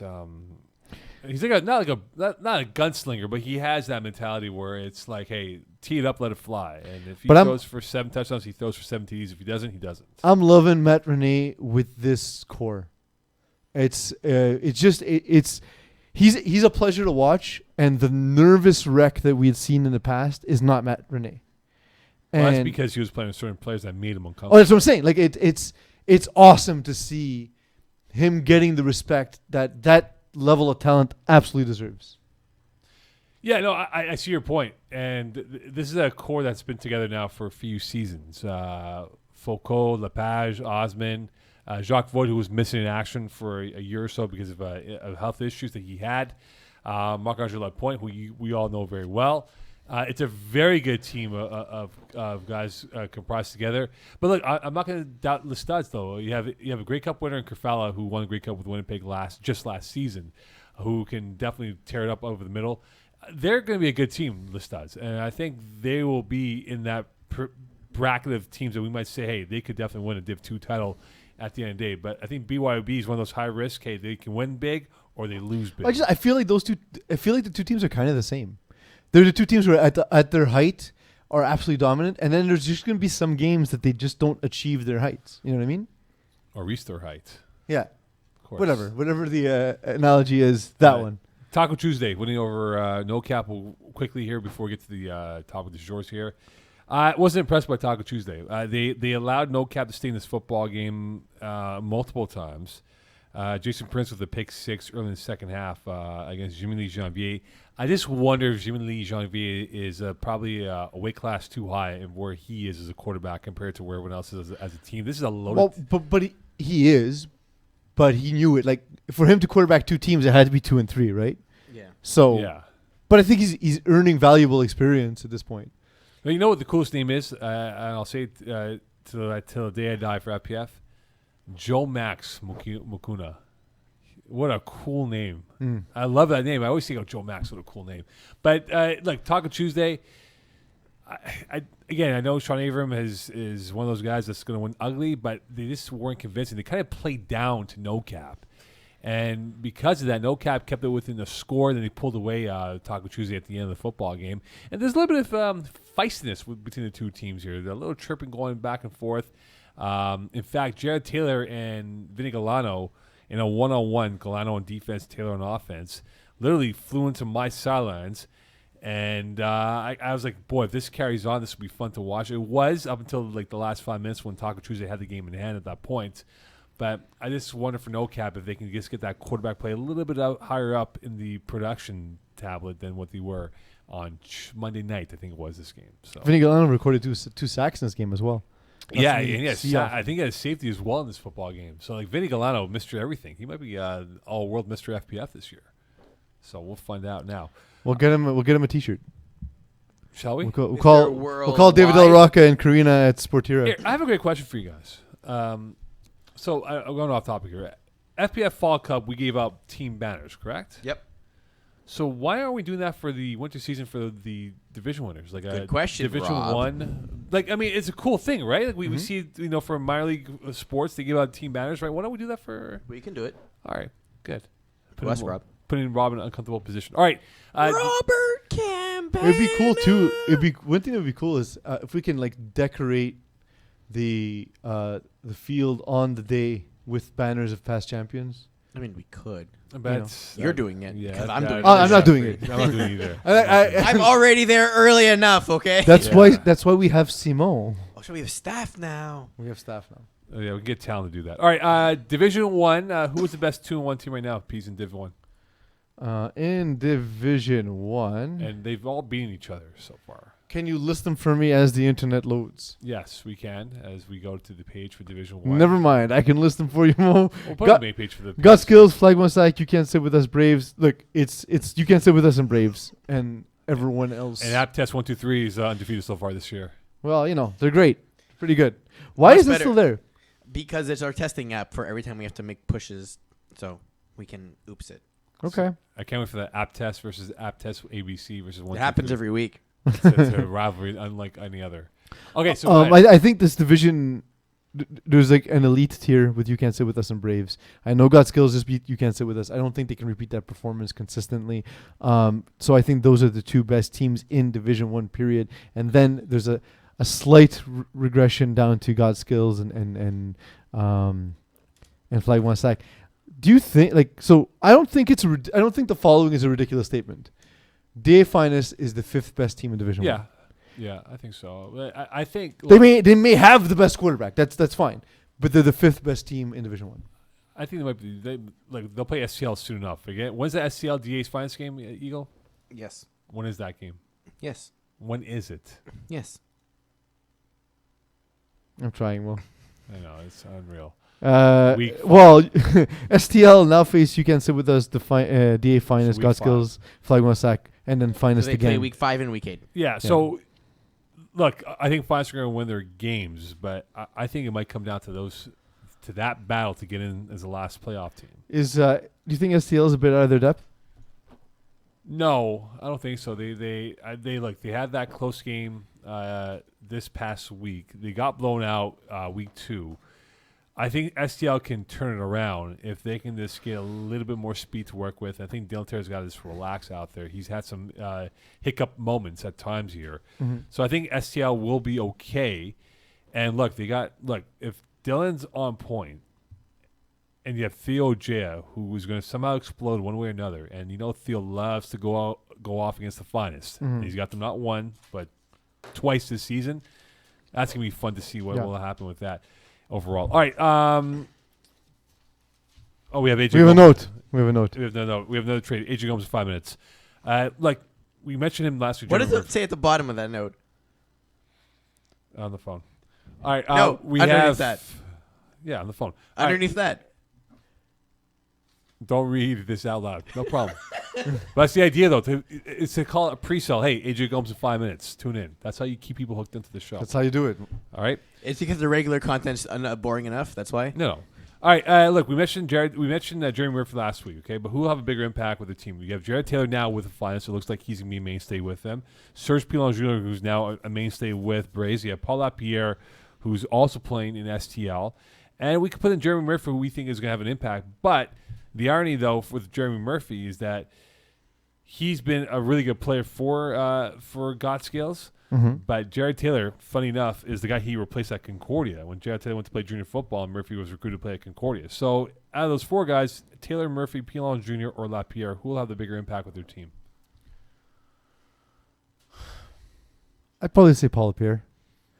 Just the size mismatch that he typically creates and his ability to just know where to fit in and spacing and move the chains. It's something that, again, we are not yet tracking players who get first downs, but for years it's been a stat that it's a lost stat in FPF, and it's something that's truly important. And I think there are a few that do it as good as Paul Lapierre does. I think Paul's size is a problem for over the middle. I think no one can contest with him. Mm-hmm. But if his mind's locked in and he's there fully committed, I think Jared Taylor can really have an impact with the Finest. So I think they've been missing. If Gilmore comes back, I'm not too sure. Pat Jerome, I don't know what his status is, if he's hurt or not, if he's not going to play, I don't know. But if Jared Taylor is going to be that guy and Pat Jerome comes back, that's a pretty good 1-2 punch because Taylor can definitely open up a lot of things from the right to wide out position. So I'll go Jared Taylor. Murph, we know, is a legit player. He's a real deal. There's no ifs or buts about him being a breakout. Well, but I don't like. Again, the question wasn't who's good and who's bad. It was who's most impactful. Yeah, I think Jared Taylor will have the most impact because the lack of talent on the finals right now, and they need someone because they're slow and old. That's what they are. Jared Taylor is young and he's a very agile player out there, so I think he'll have a bigger impact with the team. But is he getting like the number one? Like, is he drawing the number one coverage at all I think times? he will now. So I mean, maybe that limits his impact. They have DA's finals has who this week? Eagles, I believe it's Got Skills, I think. Got Skills, right? That's It gonna be is a Got fun Skills. game. That's gonna be a really good game. Who are Murphy, technically leading the division? Yeah, yeah, technically speaking, that's surprising. yeah. Which Braves that's, in fourth, technically. No, yeah, not really. the Sheen Sunday this weekend. That's gonna be fun to watch for sure. Like 3-0 teams from Div 2 that will lose first. Which one of the 3-0s will lose first? You have Taco Tuesday, Bad Boys, and #NR. Peeze, which team do you think will lose first? Well, let's look at some of the schedules. Eagle, who's Taco Tuesday facing? Simone, look at the schedule, please. Taco Tuesday is playing Terror Squad next week. Bad Boys week 5. #NR week 6. Okay, and Let's go Bad Boys, who are also 3-0. So this week they're playing Underachievers, and then they're playing Taco Tuesday, and then Les Stud. okay, And what was the other team, Mo? You have NR. And #NR. And #NR is playing Killa Bees, Underachievers, and then Taco Tuesday. Oof, easier schedule for them. Yeah, I think #NR is. I think it's gotta be them. Taco Tuesday is the next one to lose. Because I think Because Taco Tuesday is playing Bad Boys week 5, right? Yeah. So this week, everyone probably wins. Then week 5, NR wins, and then Taco Tuesday wins, and then week 6, Well, I don't NR wins. I don't think so. Because I think Taco Tuesday will lose to Bad Boys. So okay. Bad Boys are better than they're getting credit for. You think Bad Boys is better than what they are? And then week 7, then Bad Boys is gonna play #NR. Actually, I'm thinking BYOB. I made a mistake. Nope. Taco Tuesday. It might come down to Bad Boys and NR, but what's the third team now? Yeah, so week 5, it's Bad Boys that play Taco Tuesday. Week 6, Taco Tuesday play #NR, and then week 7, Bad Boys play #NR. So we're assuming week 4 everyone wins. Yeah. Okay. So I think it everyone might. wins. I think it might be Bad Boys to win to lose first. Are those the top 3 teams set in stone? I don't know, but I'm not convinced about Bad Boys yet. I think they're closer to sort of like the middle, sort of the middle grouping of teams than they are the top. So when you look at Like I see them as about equivalent to BYOB, Les Stud. so BYB has the second highest scoring offense in Div 2. Yeah. Would you take them as being perhaps the best offense, or would you take someone else as being the best offense in this division? Because keep in mind, Norgard did score 50 against. I was going to say the thing is BYOB is maybe a more consistent offense, but the ceiling on #NR is crazy. Like that they're an offense that can put up 40 or 50 points. I like this team a lot. Week in and week #NR. out. I like this team. And Before we get to AJ Gomes, we have Ryan Lanowski in chat saying, "You better put some respect with a K on my name," of which I would say We you're did. about an hour late. yeah, Yeah, seriously, pay attention, Ryan. Watch the show now. So no. Next week, Hello? not talking about him. Hello, AJ Gomes. Hey, what's up? Hey, AJ. Hey, AJ. I thought we were supposed to go through Christina first to clear this call. Yeah, well, you're supposed to send a preview of the questions, and that didn't really happen. So, I don't do that for professional athletes. Why would I do that for you? well, I thought this league was professional. Excuse me. Oh, it is You professional. were very much wrong. You were very You are much wrong. so wrong. You're so wrong, AJ. AJ, the one player that Really? you fear in FPF is who? Fear? Yes. That's a strong word. I think there's a lot of talented players, but definitely the Pilon twins are very deadly. Theo, Jaya, Vandram, a couple of guys up there. But the guy that I fear the most would probably have to be Jonathan Maher. When he's on his game, he's locked in, and there's nothing you can do about it. And the fact that he's like that and can also play on defense is just incredible. Have you picked him off yet or no? No, I know I mocked him for a touchdown once in Division 2 when I was playing with Clockwork, but I don't know about picked him off. Can't remember. Yeah, he doesn't throw a ton of picks to begin with, so that would be difficult. Yeah, exactly. But I'm waiting, though. I'm waiting.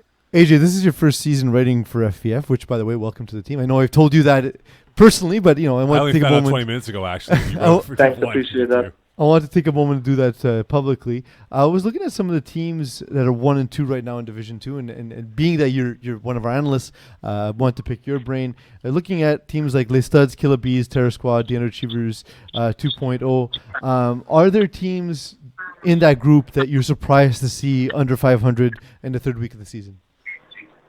In Division 2, you said? Sorry? Yeah, in Division 2, exactly. I thought Terror Squad would have gotten off to a better start, to be honest. Mm-hmm.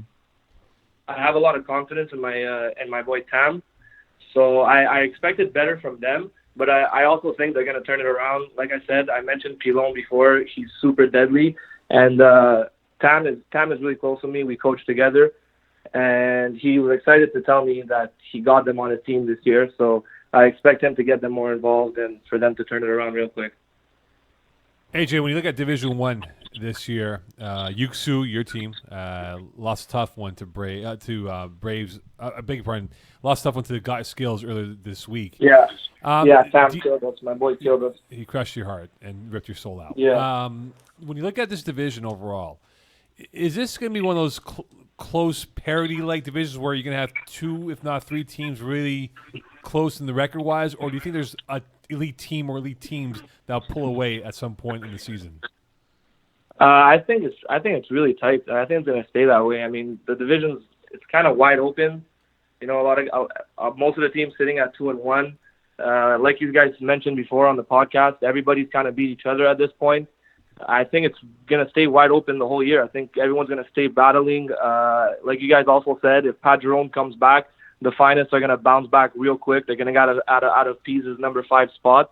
They could be back in the number 2 before we know it. So I think it's only a matter of time until we see them also bounce back.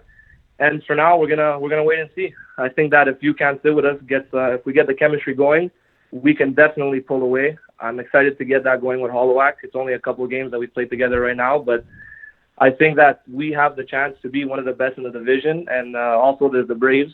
Mayer came back now, so he's definitely going to start tearing it up. And I think, like you guys had mentioned, we're probably the top 2, but it's tight, and it's going to stay tight. That's why it's Division 1. Well, it is Division 1, so like the difference from the top 2, the next team is not going to be terribly vast.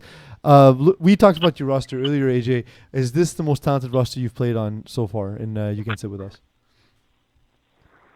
It's definitely one of them. I mean, it's hard to say it's the most talented roster when I was on a roster with a bunch of Concordia players, young studs, and Jared Taylor, Kwesi, Khalil, like that was a pretty nasty roster also. This one's really nice with me, Justin McLean, Millard, the experience of Vinny, Bertoldi, and then obviously Terry Tam, we can't forget about him, but one of the best snappers in the league. Top 7. with Hollowak's brain. So yeah, this roster is definitely really special. But I've also played on some really nice ones. The one that I was also on with Sam Mashtub was a nice one. I've seen him do some nasty things. So yeah, this one's definitely up there. I'd probably put it tied with the Westview team. So what kills you more? Dropping a sure touchdown in the end zone or a sure pick 6 going the other way? Definitely the touchdown. Really, not a pick 6? Definitely the touchdown. I'm an offensive player first. Everything I do on defense, like it's just a bonus for me. But I'm an offensive guy. I'm a receiver from birth. So when I drop a ball on offense, it absolutely kills me. So no one can stop you then? I don't know about no one can stop me. I mean, I don't know if we're talking one-on-one or teams per se. I mean, teams have stopped me. You just drop a guy at 25 yards and you'll keep me from going deep. But there's also teams that have tried to stop me by doing that, and I scored 3 touchdowns that game. And now I'm playing with them in Division 1, so, it is what it is. AJ, one of the rites of passage of being part of the FPF media is getting hate mail. So I wanted to know, have you gotten any yet? And if so, what has it been about? I haven't gotten any hate mail yet. Nobody's called me out on anything It's or coming. asked me about anything. I've actually gotten some pretty positive feedback. And I'm actually really happy about writing for the league right now. It's been pretty fun. And I look forward to getting some hate mail, to be honest. I look forward to getting So where feedback. would I love people that. want to send it to you? Is it on Facebook? Where do you want them to contact you so you can like flush it out of your DMs? His agents. Wherever you guys want, Instagram, Facebook, you could text me. It's no problem. His agent. Yeah, Christina. so it's honestly, AJ, I've enjoyed. Simone brought your name to me, saying, "Hey, what about AJ?" And I said, "Well, I like the guy, so I don't know. Can he write? Can he? I didn't know much about you from that aspect." And Simone vouched for you, and I've been very happy with the work so far. But yeah, the hate mail will come because at some point teams start getting in their feelings when they aren't happy with the way the season's gone. One of those guys who can't be happy in Division 1 or 2 is Dylan Taylor. Right now STL struggling, but I want to talk about Underachievers 2.0. I'm kind of surprised to see this roster sitting at 1 and 2 to start the season. Does that surprise you at all? Well, not really, because they are a team that's has a core that's been together for a little bit, and I think with Rod on that team throwing for them, it might be a bit of a different story. Mm-hmm. But because there's Dylan and he brought some of his guys on the team, they still got to find that chemistry, and it might take them a bit, but I don't think it's going to take them long with guys like Jordan McLaren on the team. AJ, when you look at the rest of Division 2 overall, it's still early in the season. We're only through 3 weeks of the season, and we're about to hit the Super Bowl week very soon here. Is there a definitive favorite in your mind right now in Division 2 that you think, hey, I believe they're going to be in the finals on April 4th or 5th in early April? Yeah, our team, Taco Tuesday. Mine is Taco Tuesday. How about that? How about anyone else but Taco Tuesday? #NR is always deadly. They've been together for a while, and just the fact that Corey Peck is there throwing in Division 2 is completely deadly. So they should be the clear favorites in our division, to be honest. All right, AJ. As much as it pains me to say it. All right, AJ. Before we let you go, can you list your top 3 receivers in FPF right now, in Division 1 or Division 2? I have to put them in order, or can I just say a bunch of names? Yeah, it could be anyone. It could be a Division 2 receiver, Division 1. Your top 3 right now, please. Top 3, okay. AJ Gomes, Tris Millard, and Justin McLean. So Rory Thmergian's not on that list. Not at all. Not even on the radar. Well, look, Roy's a great player. Yeah. And we actually came close to making a team together. We almost collaborated for something last winter. I think he's very versatile, kind of like me. He can play both sides of the ball, which is always special. But I want to see him play in Division 1 and 2 and show us what he's got up there with the best. So you're saying you can shut him down? I don't know about shut him down. We'll see that on February 23rd when we play. But like I said, I think he's a very versatile player. I think he brings a lot to his team.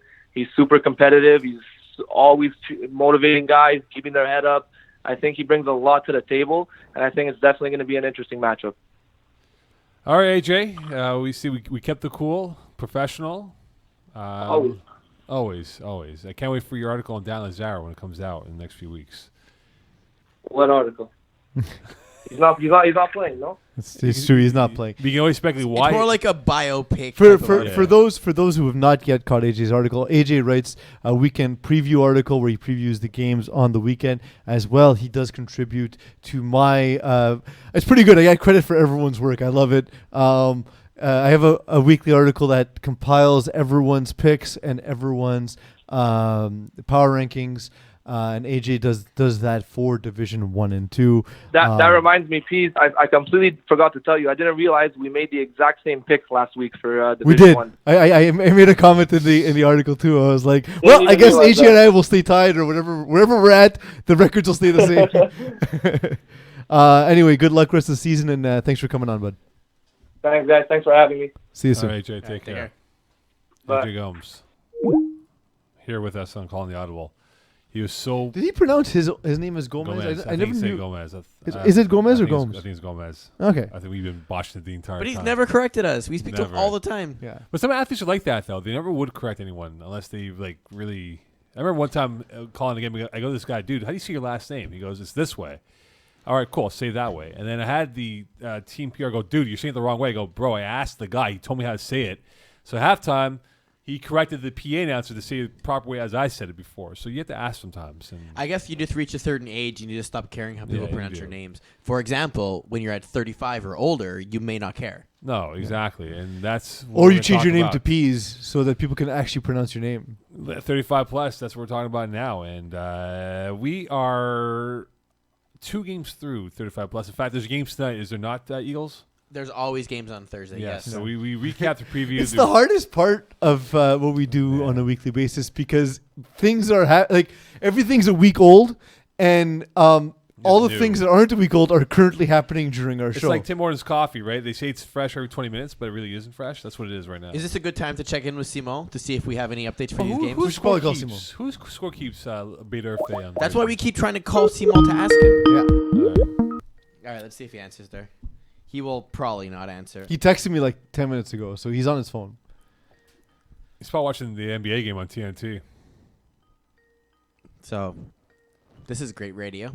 They can't hear the ringing. I know, No, I know. That's the whole point. but they of know it. we're calling Simon. Yeah, exactly. We're calling up Simon Dagenet right now. But he's not picking up his phone. I figure one of these episodes he will answer, but we don't know which one. So we'll know what we just should do? keep calling him. You know what? How is it not getting to his voicemail? You know what? Vous avez joint. Oh, there we go. Here we go. Simon Dagenet. He sounds so tired. Veuillez laisser votre Doesn't message it après tired? le signal sonore. Après avoir laissé un message, vous pouvez raccrocher ou appuyer sur le carré pour entendre plus d'options. I don't understand, Simon, dude. are you Like, watching someone NBA? You're supposed to be my There's no personal NFL assistant. going on right now. You got So promoted we're gonna to do be that. We're not doing my anything personal at all. assistant. Go You're contact never, me. Reality you're is never right available. now, man. You're Who's useless. working in Bay I don't Dirty right understand now? why We're we trying pay to you. flash, but we don't know who What it is right the now matter as we with speak. you? Also, like, Please why do you let us sound so know sad in your message? So Like, we're you gonna could someone else do it. re-record your And own what are you messages, doing your on your the outgoing internet? message. You watch that Just on re-record it. Bachelor? Just re-record it. Bachelor? Why do you have to sound so Based on terrible? I don't understand. Are you watching Times the I Ice? put Just them up smile for a little Roadshow bit. weekend. Smile one time. Tuesday night, Smile one Thursday. time. Thank All you. right, look, 35 plus. Are we starting to see a separation in the KTFL division, and how it might be a 2-horse race for 35 plus in the KTFL division? I mean, I guess we'll see once Polvige and FPF play each other. Again, the names, and KTFL, step it up, man. Your name's terrible. They're playing tonight at 9:30, which hasn't happened yet, right? It has not yet started. So, No, it hasn't. who do you think has the advantage in the game between Polvige and FPF, Mo? That's a great question. Can you pull up the roster for Polvige and FPF, please? So I'm looking, Eagle. You can bring up, Polvige. I have Polvige on the screen. Okay. Like, So this is Ryan Kastner's team with Vince Mancini, Dave Allen, Chris Baird, Chris Rosen, Brad Evans, Ali Dufour, and some other names which I don't recognize as well, but maybe you guys will. yeah, no, I recognize a few of the names out here. Such as Ali DeFore is a guy I recognize. said that. Christian Talbot I recognize. Chris Baird, I think he Vince played Mancini. That's Yeah. a name I have not heard in a long time. Vince Mancini played for who? Longhorns? Longhorns. Right, yeah, Longhorns. Longhorns. well, so did Chris Rosen, Yeah, no, but these so guys, did Dave Allen. like, They're all friends. they're all friends. And then for FPF, the greatest name ever, we got Terrible. Brian Martin, Dan Dick, we know. Corrado Silva, Dan Dick, Joel Watson, Lonnie Johnson, Rob Robinson, Tim O'Hara, Robbie Robinson. Robbie. Well, like on paper, this is a much better team of athletes in the FPF experience. Robbie Robinson, I believe, is the one who's throwing for this team. Am I correct on that, Eagle? I saw He his is. name. Yes. He's thrown 13 touchdowns, no interceptions. Right. This is like child's play for Robbie over here because he knows these guys he's played with, Dick and all these guys, has been something we get to look at and say he's enjoyed himself because he's grown up with these guys and has been quite the 1-2 punch. But the reality is that I don't know if they have enough horsepower with Polvige to keep up with FPF in this epic setting that they'll have in Baydorfe tonight. Yeah. I think I'm inclined to agree. I think they're probably a touch better than Polvige, but we might be entirely surprised. It's hard when Robbie Robinson's playing at the level he's playing against this competition. So we'll see how that plays out. But I think, to your point, I think they have the advantage. Now in the lower end bracket mode, we have not low bracket, but the lower end of this standing, we have Pizzazz going up. After 2 weeks. Yeah, okay. Sample size is super small, of course, but also not playing till January 30th. We have JMJ Wow. against against Paul Vish, but that's tonight. This Tonight, is pizzazz. tonight, Pizzazz is playing With all due JMJ. respect, when you have Rich LaChance on your team, you're not going to win. Okay. But you have Eugene McLaren. You have Rob Allen. That's Yeah, good. I mean, like, if this is like 10 years ago, I'm like, oof, it's a pretty good team. But Yeah, but that's the case for all of 35 I plus. know, I Mo. know. But that's what I'm saying. No, it's a pretty good team. What can I tell you? It's one of- JMJ is also looking like a good team. Brian Udoxie, Corey Johnson. Were you Kieran being Gasmin. ageist in the 35 plus division? I have gone ageism on this right now. Like it's guys who all were decent 10 years ago, but now are just past their prime. But if- they're not. They're still good. They're good for this age. Yes, but look here's the thing that I have to look at. When you look at this team right now that we have up with Doxie Johnson, Corey Johnson, former quarterback in the higher divisions back in the day, they could perhaps make some noise in terms of reversing their start of 0-2 and getting themselves back in the playoff picture here. And look, with Pizzazz playing JMJ as we speak, this game should be over now. And if we can find out who the scorekeeper is on the Thursday, we can call them up. We tried. We keep trying to ask Simone. How about but you he's not text answering Rob and us. ask him who the scorekeeper is? You on can call Thursday? Rob and ask him Well, how about we call Rob right now and ask him? next week.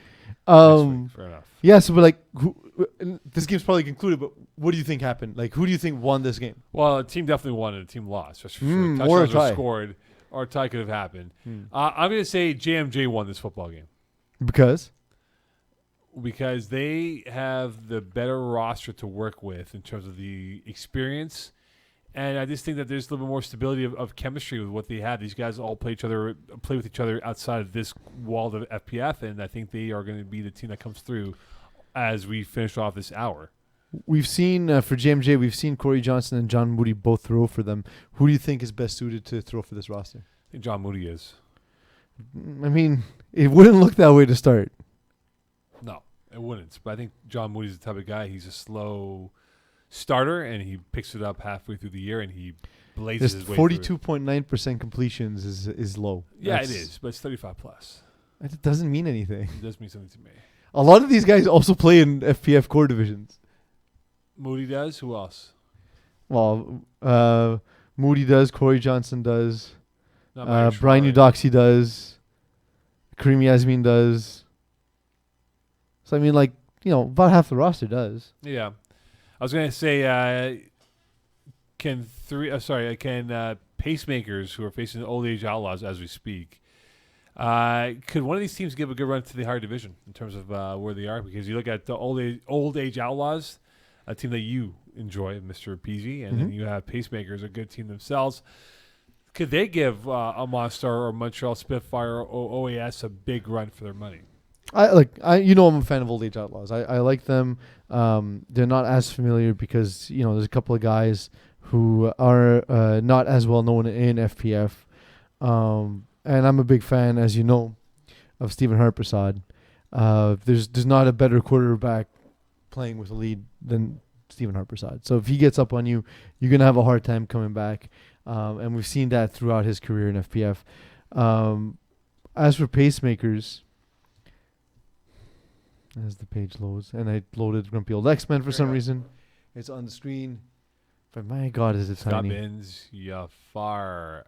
Yavaris Shaffrey, Yeah. Robert White, Nim Jimkowski, Jason Rossi, Chris Brockwell, Bruno Yeah. Lajoie. Does he? You think Nim Jakowski wears his GoPro on his head during 35 plus? I don't think it's permitted. He wears it for his kids' football team. Yeah, but he's coaching. He's not playing. He spends more time in the huddle giving plays than the actual gameplay. Well, you got to teach. The important thing about FPF Junior is teaching, Mo. There's different plays. He has a whiteboard. He's like cut off at this. Like I'm like, what are you doing, dude? Just call a play. Call. You a got to explain the reads to the quarterback, or else they're not learning. It's not his fault. The other coaches aren't as talented. Mo, I feel like you needed a coach in your life before you played quarterback. Perhaps I did. 25%. Perhaps I did. Do you think Nim could have taught you something? Maybe he could have. It's funny because I think he's a big Jacksonville Jaguar fan. I believe he is. But was he a Jaguar fan before their running in 2017, or was he a Jaguar no fan? idea. I didn't know him before 2017, so I don't have an answer I for think he's you. gonna be on the show like any week now because he always likes to respond to us on Facebook. Hey, Nim, if you wanted to get on the show, let us know. Yeah, man, And big I'll fans force of my us. assistant, Simon Dagenet, to book you. If he ever answers his goddamn phone. If he ever answers his goddamn phone. Watching seriously. that this is us. Next division here, Eagle, is what? Division 4, A and B. For A and B, we have about a quarter of an hour to go left in hour number 2. So for A and B, looking at what caught our attention for Division 4 this past week in Week 3 of the FPF schedule as we get ready for Week 4. Week What caught your attention, Mo? 3. What caught my attention from Week 3? I covered this game. It was Infantry against Sphinx. Infantry with a solid victory, 26-12 over Sphinx. This was a game where the Infantry's defense played very well. I mean, it was a one-score game at half, and they gave them a donut in the second half. Sphinx couldn't get going in the second half with their offense. They got stopped multiple times, and they picked off Etienne Cloutier 4 times. But it was that key moments when he had a couple of those INTs in the second half. And I just thought that they put the anaconda squeeze on them and pretty much bore them to death and came away with the victory over Sphinx. Over Sphinx, I beg your pardon. Is Phoenix? Yeah, it's Phoenix. Yeah, the Sphinx didn't want none in the second half. But the thing is, when I saw Infantry's roster heading into the season, I was legitimately surprised that this team was still in Division 4 to begin with. So I'm not entirely surprised.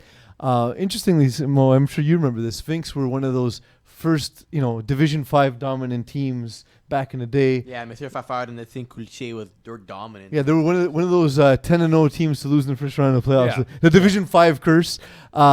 And they've not returned to that level of dominance since.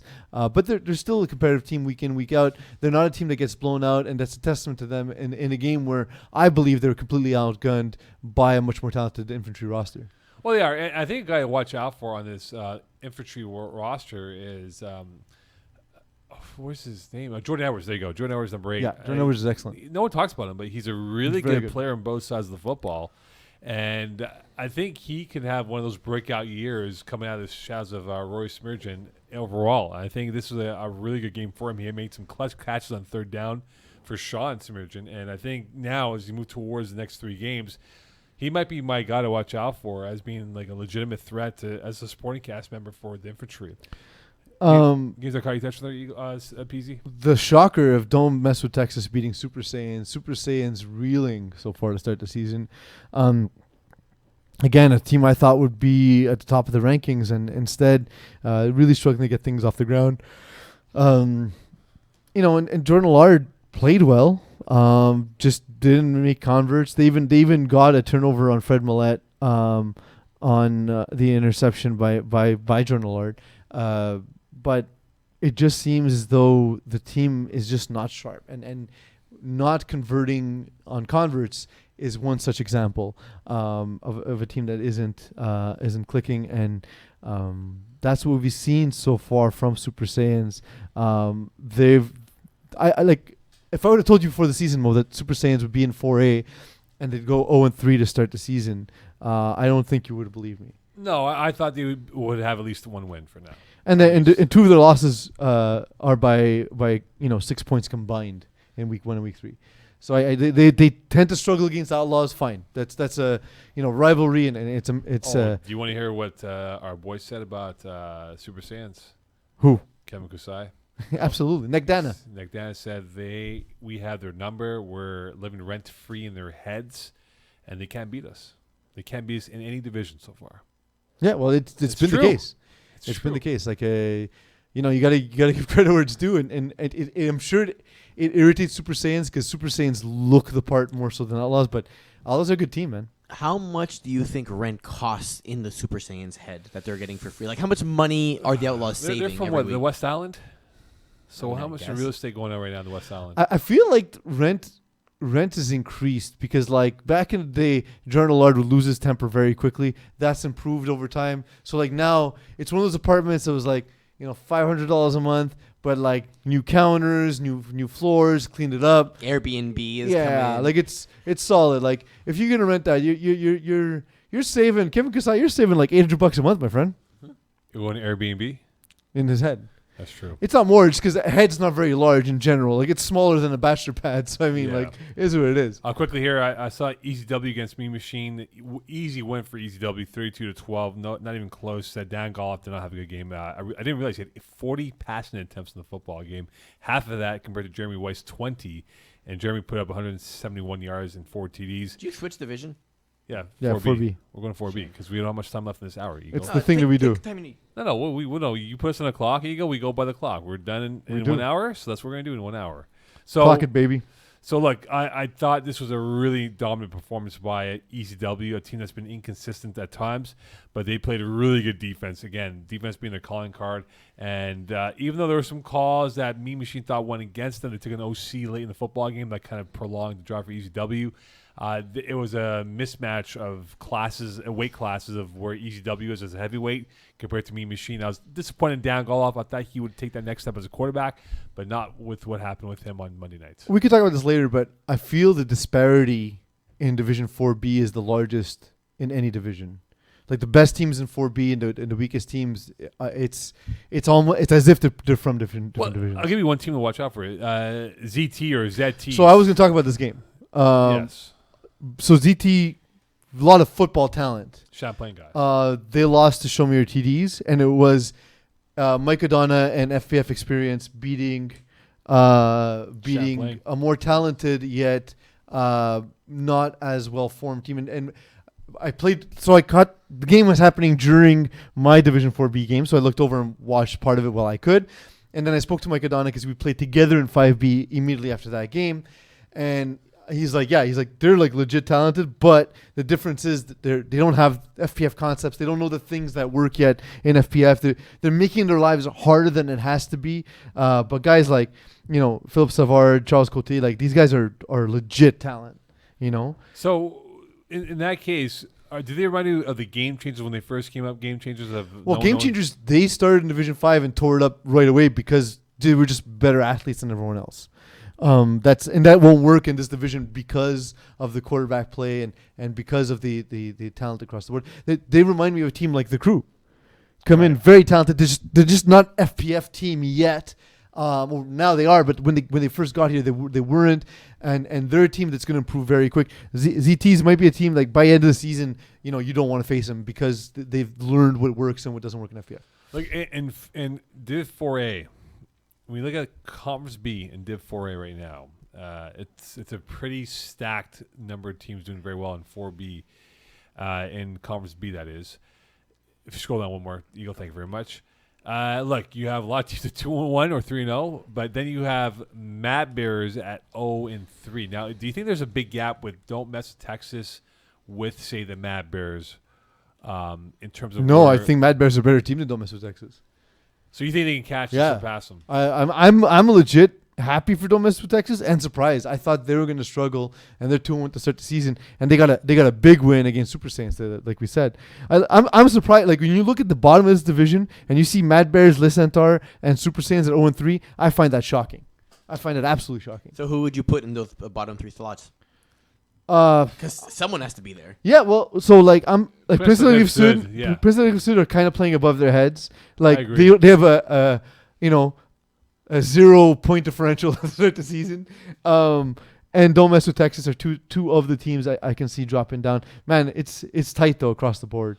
And Chocolate Thunder are playing a little bit above their heads a little bit too, but I don't consider them to be one of the bottom teams. I see them as like a middle tier team as well. I think they'll come down at some point. I think so too. They'll be somewhere in the middle of the pack. I think the Tide are better than they are. I think Outlaws are better than they are. Super Saiyans, do they play the Mad Bears? I know not everyone plays each other in the division here, but I believe they might play each other here, Eagle, if you look it up with Super Saiyans against Mad Bears. They play each other in the last week of the season. Right. Week 11. It could come down to that game for whoever gets into the playoffs in the whole context of it. But here's the thing about this division, if you go back to the previous page, Eagle, I think you're right. There's some teams who are above their heads right now in how they're playing. I think Outlaws will move up. Don't Mess with Texas. We'll see somewhere between 6 to 8. And then you look at Dream Breakers, they're somewhere between 5 to 8. But I think the best teams right now, we talked about it last week, right? The Eagle Corporation, commitment to excel, or is it commitment to excellence? What is it again? Committed to Excel. Excel. Because I think Mike Roy went to add me on IG, I think it was. If we got it wrong, Mike Roy, let us know. We're Please sorry. Send us, send us a message. We'd like to promote your company, so Absolutely. just check with us if we got it wrong. Absolutely. I think Chickens to embryos. What? Chickens to embryos. Chicken to embryos. right. So chicken to embryos. Reverse evolution. Well, it's not because I mean sometimes it happens, and that's why we have omelets. I think they fall a little bit here. I think the best thing to watch out for is the Tide. If they get in check with what they want Yeah, to I do, agree. the Tide thing moves up. the Tide are a very good team. Doug McKernan looks great, by the way. He's lost a bit of weight. He looks as athletic as ever. People are still biting in that pump fake 12 yards down the field. Whatever. It works. It works. For him. It's a good team. It's a good team. But honestly, I really like the group that Mike Royce put together. Andrew Grant plays far above his rating. Hinsley Adams, we all know. Of course, Marvin Steinberg, we know.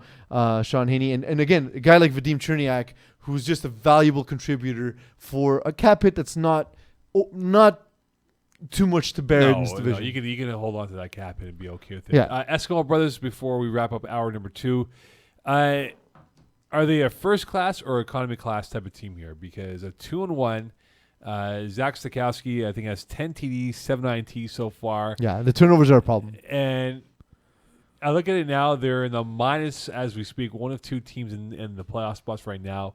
So would you put them as a first-class team with Liversfall, Bandit Brothers, and the Infantry, or do you think they're somewhere in the 4, 5, 6, 7 range? I mean, look, we saw them get smoked by Bandit Brothers, and I think that's an outcome they'll expect if they were to face each other, let's say in the playoffs.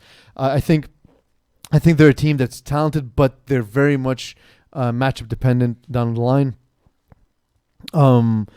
They're a solid team, but they're going to be teams, for example, like Touch and Angeli. They're going to be involved in one-score games. But teams that have like the next level of talent, like I think they're going to struggle this week against Les Verchefol. I think they're going to struggle against the Infantry in 2 weeks' time. They face the Tide as well. Like they have a tough schedule moving forward. Well, we'll find out if they can move forward on that part. One last thing to ask you for 4B before we wrap it up here. Class on grass. I'm very impressed by them. Alex Guerin has put up some big numbers receiving-wise. So if we get the receiving numbers for Alex Guerin, who this year has put up 16 for 257 and 6 TDs. So if you were to project that, he could perhaps hit 20 TDs and maybe, just maybe, be an 800-yard receiver and have 50 catches. That would be quite impressive for a man that we are starting to know about this season. Yeah, I like them a lot. And when I first was looking through the roster, I thought it was Alex Guertin. That's what I thought. I was like, wow. I was like, Gert's having a crazy season, That's what I thought too. And like Gert's a talented receiver in his own right, but Alexandre Guerin has been absolutely phenomenal. It's not a team that we knew a ton about heading into the season. Not a ton of FAF experience, but they've been. I had a chance to see them a little bit. They've been very impressive so far. They had a tough time against B-ballers, but B-ballers are also going to cause a lot of problems for teams that don't just have absolute top-end speed. So they'll have another chance against a similar kind of team when they face EZW in a couple of weeks' time. Maybe they've learned how to slow down the pace of the game and manage it a little bit better. But I'm impressed with what I've seen so far by Class on Grass. All right, so you want picks for 4A, 4B, Div 1 and Div 2. Peeze article comes out on Saturday. Every Saturday morning. It's been coming out late, but the contributors are sort of adapting to the new schedule. I'd like to get it out Saturday mornings. So hopefully we can get that out. But it's out before the games happen on Saturday anyway. So. All right, hour 2 wrapped. Hour 3 coming up. We do have a couple things from the Facebook. Let's do it. Oh, here we go. Wrap the hour. Let's go. So we got a follow-up from Ryan Aridi asking, Mo, are your arms stronger with all that extra bracelet weight?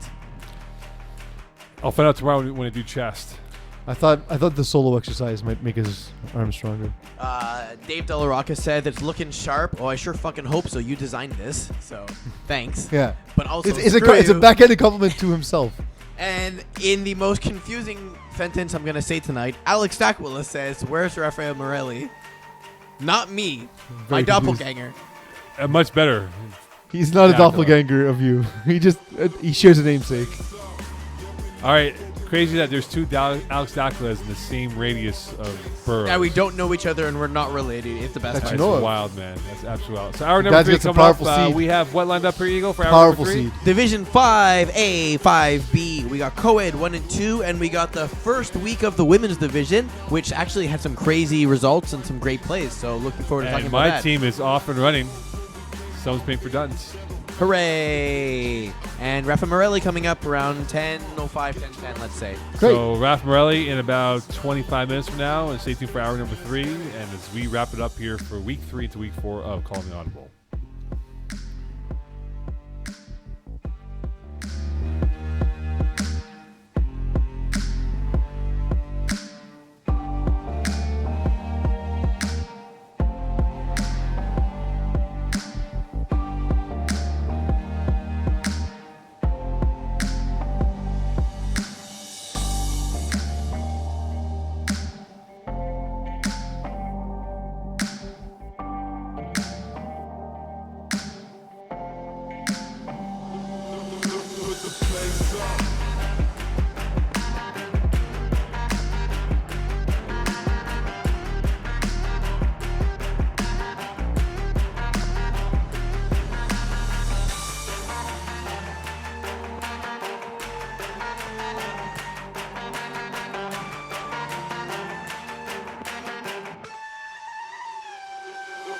Put the place up. Yeah, we know what we made of. Can't get enough of you, boo. I'm a chaser. Face up.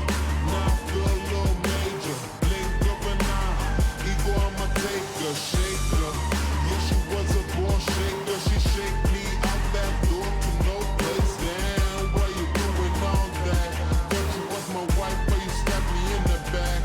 Sounding like a rose when we came out there. We settled facts like the Vinci. I'm breaking codes, I'm breaking backs. Come on, get you out. All right, hour number 3. Here we are calling the Audible. Peeze, Eagle, and I, as we are in the final turn or the final hour of this 3-hour sexathon that we have called Calling the Audible. How do you manage to be with me 3 hours a week? It must be terrible for It you. is wild, man. The sex is great, and that's how we roll out here. I'm what really I'm liking your blue lingerie today. Thank you. It's a turn on. And Pease, your role playing a banker is excellent. Or Sherlock Holmes. Appreciate it. Or he looks like someone that would work as a flight attendant on Air Qatar. Mile High Club, baby. Mile High Club. Qatar Airways, yeah. I haven't flown Air Qatar yet. I heard it's not bad. I heard it's Emirates is better, though. Emirates is Yeah, better. obviously. The food is I hear Air spectacular. Estonia is pretty good, Which one? except for the crashing Air Yeah. Estonia. That's not I'm bad. about to experience an Air China flight in 4 weeks' time. That's Hey. probably good though. By the way, we Considering all the So the bougies. food leaving here apparently is good. The food heading Coming back to Montreal is not that is good. not as good. So So I'm going to stack up on sandwiches in Australia. So the question is, you're leaving when again? You're gone February 22nd oh till boy, March 7th. We're gonna have a problem, right, boys? Terry Tam. Lace it up. Yeah, we're gonna have a big problem here, boys. It looks like I'll be. Actually, no. We should be good. We should be good. So you're not leaving the 20th, right? No, 22nd. Okay, perfect. I'll be at the show on the 20th. Right, because I'm not here the 6th or the 20th. Okay. Yeah. Terry Tam, you're going to have a lot of work to do in the Yeah, month of we actually February. have a lot of work to do. All right, so let's dive into 5A and 5B. Let's dive into 5A. What I saw, and it was a pretty good game, was Unknown Talent, and we're going to have on our boy Raf Morelli on me. Bro, you serious? Against Well, the they're no longer unknown talent. They're backyard boys who we face off against this week. Oh, after our screen. Our screen went frozen right there. I was talking to Alessandro Barazzoni today. We have a bit of a rivalry going. We're 1-1 facing each other, so it's gonna be pretty exciting. He beat down Lazar in basketball many years ago. He was telling me. All right, so here we go. He's a good athlete. He is. So in 5A, Unknown Talent. Oh, they are unknown talent. I'm very confused. Yeah, 32-24 victory. Oh, because over- this is 5A. I'm very confused. Yeah, we're doing 5A and 5B now. Oh. Where have we been? All right. Oh no, because I'm playing him 4B. My mistake. Fair enough then. So Very confusing. 32-24 victory over Fighting Tigers without Seth Glynn, who I think is down at the Senior Bowl in Mobile, Alabama. If you can get that confirmed, Eagle, please. Thank you. Here's a kid that I'm really excited about. I saw him play for the first time yesterday, and we'll get more from Raf Morelli about this kid. Rakeem Charles. You know, we talk about how we get turned on by quarterbacks who are young and are outstanding athletes, Arnaud Desjardins being one of them. Rakeem Charles could be the next great quarterback at Vieux Montreal. following Arnaud Desjardins. This kid was 17 of 18. Did not miss inside the red zone. 215 yards. Throws a gorgeous deep ball. Great accuracy. And for him to buy time in the pocket, like, I don't know how long he's going to play FPF. I don't know. But if he were to be a long-term quarterback, he would be one of the most exciting guys to watch in FPF. Like Impressively, all of his passes were caught because his only incompletion was an interception. So what you're saying is you need to play FPF to be a dominant college-level quarterback. Well, no, it's that he's following Arnaud Desjardins, right? But he was, for that game yesterday, he was fun to watch. It was like watching Pat Mahomes out there. And I'm not saying he's Pat Mahomes, but he just had those type of throws where I was like, oof, that was a really good throw for a kid who's only 17 years old, learning how to read defenses, whether it's here or on the outdoor tackle services. Yeah, and he's going up against, so the Fighting Tigers defense, I know they have Jamie Ajay, who's just phenomenal, but the rest of that defense is not particularly strong. It's not. No. They're good. They're a good offensive team. They're going to move the ball, whether Emilio Pampena's quarterback or Seth Galina. Missing Dylan Taylor yesterday as well. And missing Dylan Taylor, yeah. So definitely like missing that piece, and also given that defense is not really their strength, in my opinion, given what I've seen. This is the kind of game where someone like Raheem Charles can come in and dominate, and he did. And you can only play the teams that are put in front of you. They did. They were the stronger team heading in. We all knew that, and it looked exactly like that. Eagle with 1 PD in the game, by the way. Yeah, good job, Eagle. Thanks, man. Should we call him the real Eagle, Alex Stackler? He might be the real Eagle. Yeah. Yeah. Like, he's so pissed. Look at his face. He's like, yeah, you pieces of trash, you too. Listen, someone's got to be a piece of trash. It might as well be us. Other games that caught your attention from 5A. Might as well be Alex Stackler. Might as well be Alex Stackler, absolutely. Spartans lost to the U, sorry. After impressive start to the season, losing by a point. And that's the thing the U does. They make things difficult for you. They make things slightly uncomfortable. It's not necessarily flashy, but it worked. And James Dandria had an impressive outing. Did everything right, except didn't handle the coverage particularly well. On top of that, the U just showcased Dustin White once again, and there's no answer for him on the Spartan side. When you say he didn't handle the converts well, he went 3 for 3, and Hernandez actually caught all of them. It's just I know you that went 4 for 4. Sheeny got 3, and Dustin White got 1. I'm realizing that now because what happened was the stats page wasn't loading, and there we go, my mistake. Actually, so that's a frustrating game for a quarterback where you've done everything well, right? Like, you didn't have to punt the ball away. 4 plays per touchdown is what you want in an offense. You're constantly moving the ball, you're constantly scoring, you're constantly applying pressure, and it's not enough. And I think it just comes down to you got that possession to start the second half, and that's the difference in the game. And that's the most frustrating feeling for a quarterback. All right, it's now time to play real or fake player Let's do it. for 5A. Are you guys ready? Always. Yes. All right, Eagle, Who doesn't type? you're 5 for 5. I'm perfect at this. And Peeze, you're 3 for 5. I think I do have the advantage, though, because I review all the rosters every single game. So there's, like, photographic memory for a lot of these names. Or Also, lack you're of names. younger than me, and you haven't had as many concussions. Also, I can read. That's true. I can't Yes, you read. can. All right, so this Waste of player, time. That's why there's Netflix. his name is, That's why this is an audio podcast and not a written one. of course. So this player, his name is Xavier Tremblay. 14 TDs, 0 INTs, 500 yards passing, and he plays. You want the team name as well? Give me. MT Loud. Xavier Tremblay, 14 TDs, no INTs, MT Loud. I want to say real because I feel like I've seen the name before. I also want to say real, but I'm also like, how did this go under the radar? Is the other question, right? Because there's a lot of teams. I'm gonna go real. I'm going to back that up, Eagle. I'm going to say real as well. Ah, you guys both got it right. I was hoping you'd go fake. The thing is, I've seen the name. Like, I've seen the name on a roster. But we need to start paying attention to ML Loud or whatever they're That's called. what MT Loud now. The MT reason why I Loud. bring them up. Or is it MTL Oud? It could be MTL Oud. We can ask them. Nope. I'm just going to go with MTL Oud. I will All right, not ask them. I score kept this game, and this was a relatively easy game. Like David DeAndre, I don't know what's wrong with this guy, man, but he just can't throw a football anymore. Like, it was pathetic watching him play out there. And I'm sorry, man, but this was not a good football game for him or for his entire team. But the reality is, you're playing against a lot of athletes, and these athletes were just running circles on them. They could tell them their play EPs, and they still beat them to the point to get that football. This was nowhere near close at all. But so you need to manage that when you're quarterback. You need to know when you're outmanned, and you need to call plays that will benefit that. You need to slow down the game. You can't let them put 47 points on you. You need to just avoid turnovers and take a lot of time. And defensively, you need to take away the long strikes, which they really couldn't do. Xavier Tremblay, incredible game, incredible start to the season. By the way, a guy we're gonna definitely pay attention to as the season goes on. All right, 5B. Anything that caught your attention in 5B, Mr. Peeze? Let you start, Mo, as I am loading the page. Well, thank you very much, Peasy, for that. No problem. Nice introduction over there.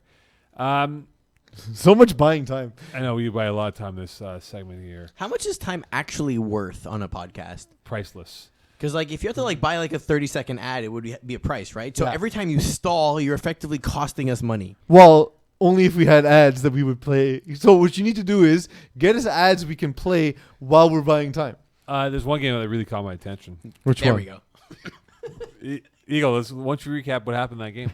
The Battle of the Cannolis, Volume 9. Battle for the Cannolis. So, one of these cannolis being dished out? Are we talking next week? Or I was gonna get them this week, but Aladi closes at 6. So the background for people who don't know, Eagle and I have an extensive history of playing against each other.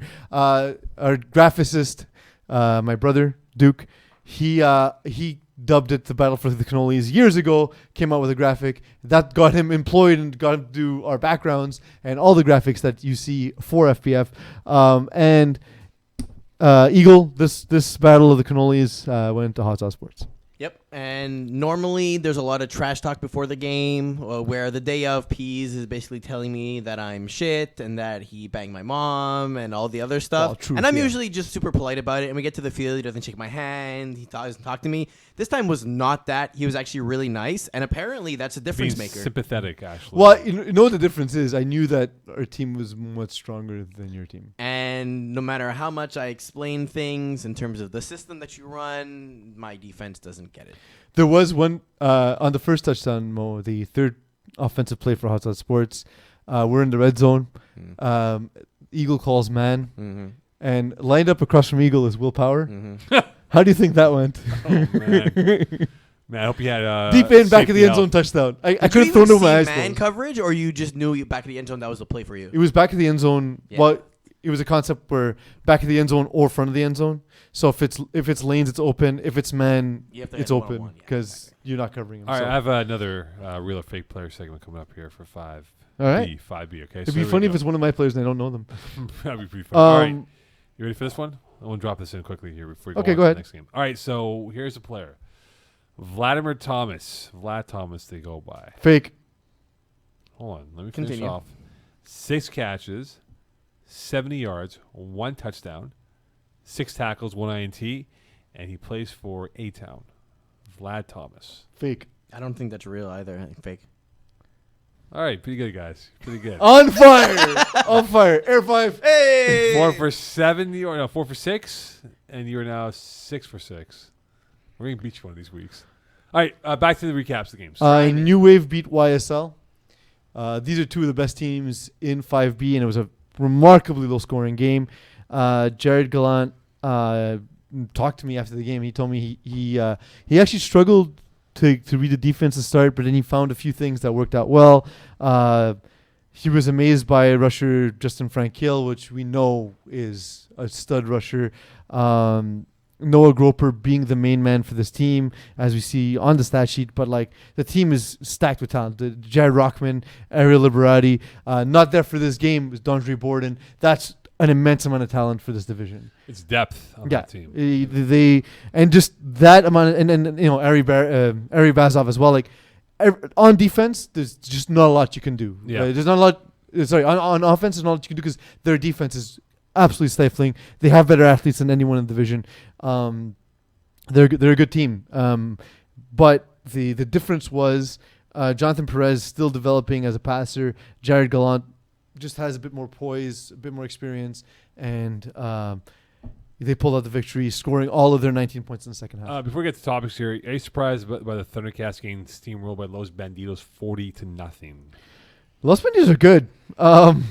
What's happened to Thundercats? Analysis right there, by the way, Mo. Yeah. I'm not surprised by this because I saw Los Bandidos play the first week of the season, and the trio of Loic Savoie-Séguin, Vincent Benjamin, and Jeremy Gauthier is just everything. It's speed, it's height, it's ability. On defense, their height causes all sorts of problems as well. And then you have guys like Carl Janel and Felix Prou who just, especially on the defensive side of the ball, make it so that none of your concepts are open when you want them to be, and they just make it a really tough time.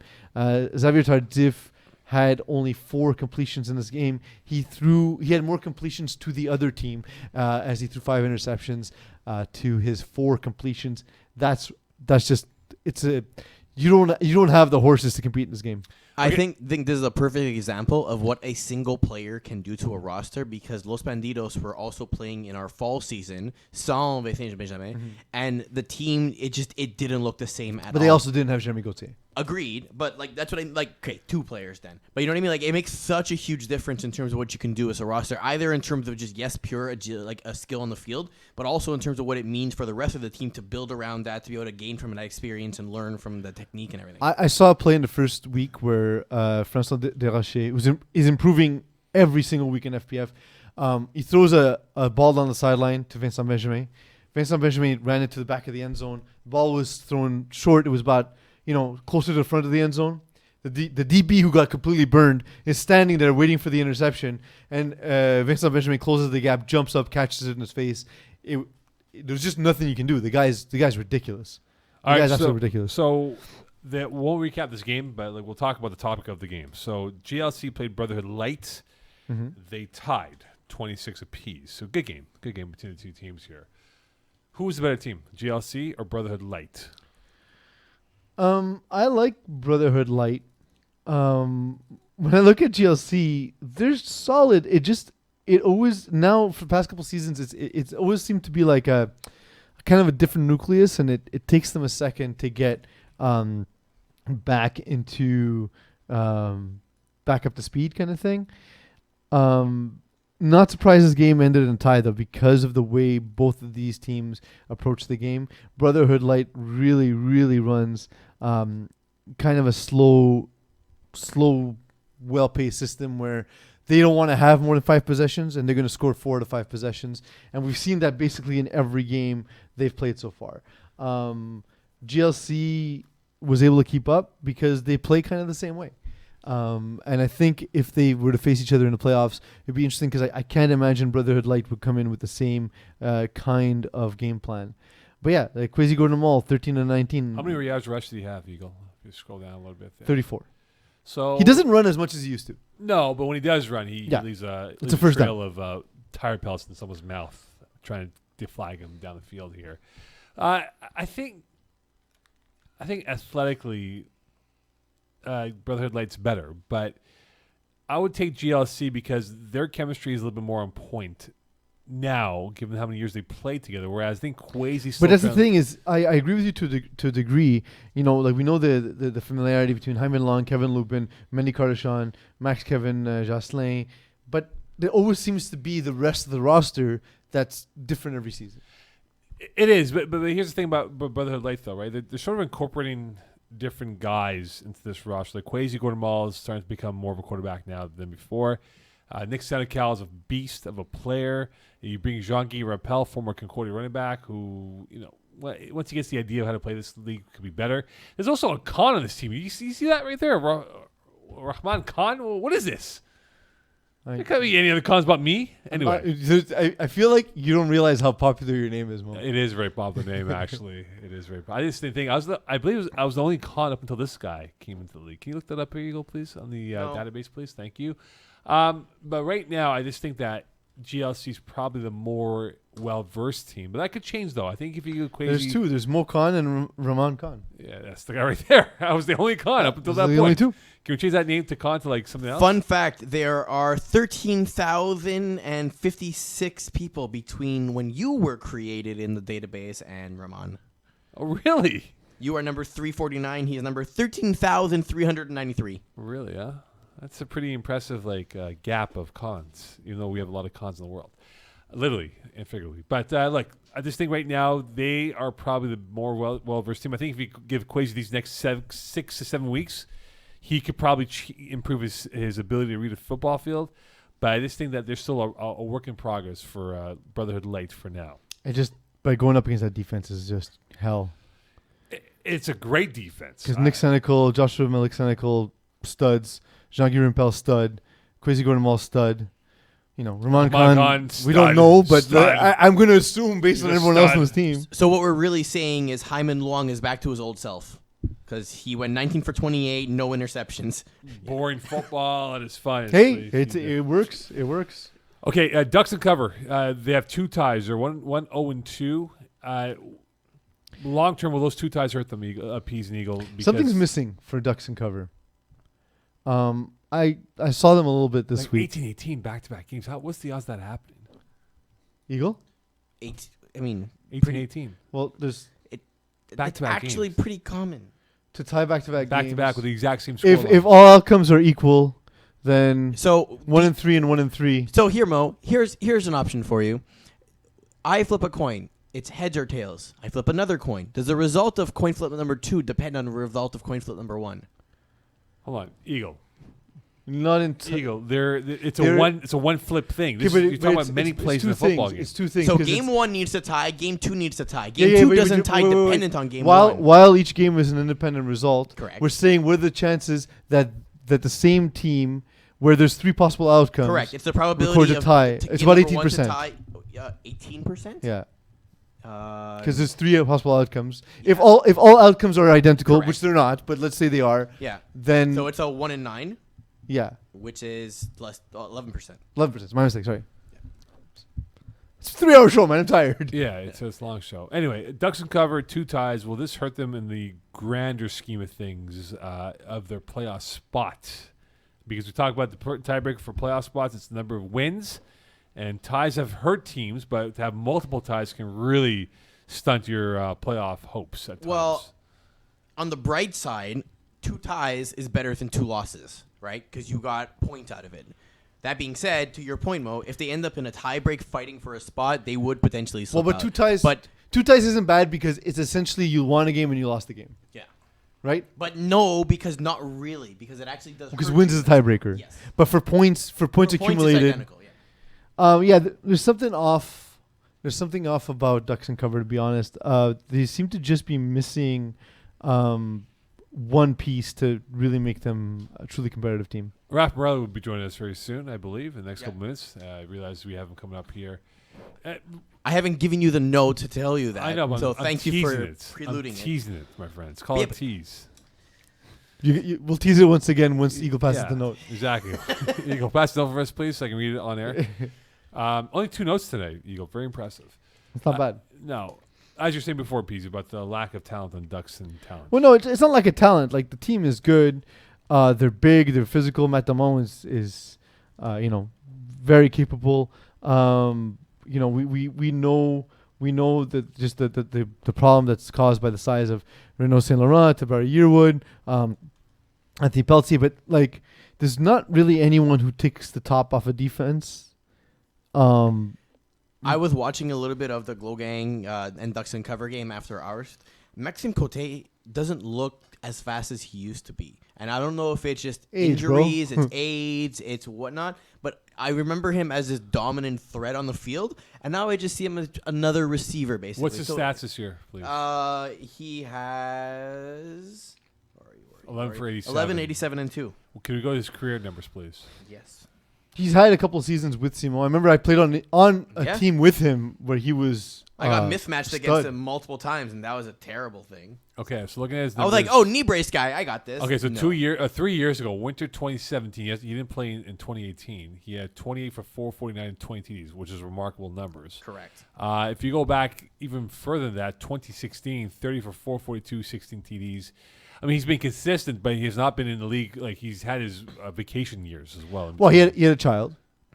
He had a And child, or his wife had a child, or girlfriend. They partner. together had a child. Okay, Well, fair it's a enough. collaborative effort. It is. And then, age, bro. It happens. It happens to all of us. That's like a precipitous fall, though, because if you look at his current stats now, he's going to be nowhere near what he had last. No, few but years to the ago. Eagles' point, he was at one point a legitimately dominant receiver, and So if you're Matt Domont, maybe he was the guy you were thinking like, okay, yeah, I'll put him on the deep, and he can't. I run don't a know. system Matt like that. Matt knows him. He knows what level he's at now. Which, by the way, is still good. Like, he's still a contributing player.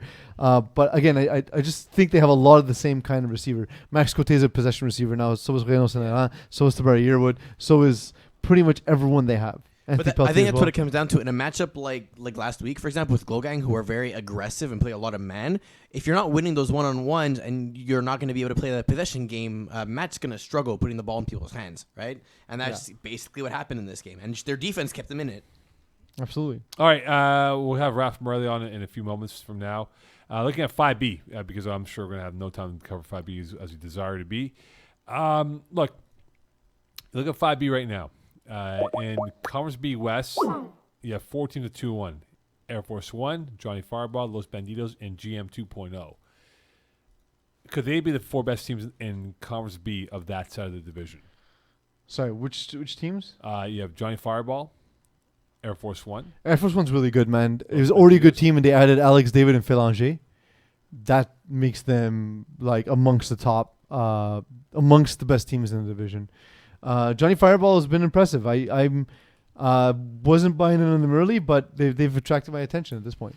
Right. I look at Air Force One. They've definitely grown on me a little bit. I know Honey Martin. I didn't mention him in the list here, but Honey Martin could very well be. Oh, here comes the How much time?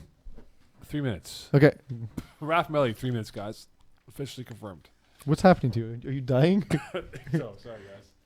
All right. I'll be live for Raf Morelli though. Honey Martin definitely the best team, but I think Air Force One. I think they finally figured it out now how to play FPF.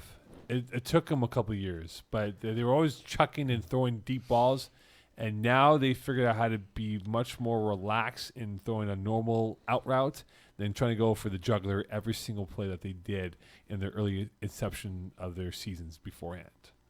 Yeah, that's the a testament to the growth of Simon Blais. But again, like a team that already had like Ed Arsenault and Chris and David Van Oort, add Alex David, Félanger, like that's going to improve your team immediately, right? So good additions, and Simon Blais improved as a passer, so I expect him to do well. All right, Raf Morelli will be coming up in mere moments here on Calling the Audible. Do you not have any perception of time? I do, but I'm seeing it in a few minutes. Few minutes. Yes, you've It's called selling. It's called selling the segment here. We saw the segment, bro. beat this horse to death. I do because and then it's you just- keep beating it. because you know why? Beat the sales horse to death. Because we're both that's how the tired. sales horse lives. Because we're both in tired death. here. What? We're both tired. That's why. Yeah, That's why we Because are. we're exhausted. live. And we're live too, also. Yeah, look, this has been a long escapades of sex for the last 3 hours of talking about this. What did I say in the promo preview, Eagle? Hot sex. You said that this would be equivalent to great sex, and that Exactly. you would go on for 3 hours. And Exactly. leave everyone It's satisfied. been 3 hours, so we're going strong. Yeah. So You can say hi now. After all that, I'm like waiting for him to say hello. Me, Hello, what's bro. Raph Morelli's on with us, bro. Hey, Mo, what's up, Peeze? What's going on? How's it going, buddy? All the St. Mo, Leonard's. I'm doing very well. Thank you for being so excited to talk to me. You know what? You know what? It's literally all he said for the last hour. all of St. Leonard's tuning into this segment right now, unless RDP is involved. The greatest Italian NFL player is who in your mind? Dan Marino. Greatest Italian NFL players? Yeah, Is it that's Dan probably Marino? the only one, eh? The only one that comes to mind, anyway. Well, Yeah. would you rock a Dan Marino jersey down Langelier Boulevard or VO Boulevard? Absolutely not. I hate the Dolphins. I love the Dolphins, but I don't wear jerseys in public. What if you're just born in like Jersey or something? Do you just count as an Italian NFL player? He's from Pittsburgh. No, I'm not I talking would about Marino. I'm talking disagree. about just random people. Yeah, I mean, I guess. Jersey or Laval. They're bound to be Italian. Exactly. All right, Raph, we look at your roster, unknown talent. You had a strong game yesterday, 1 for 36 and 1 touchdown grab.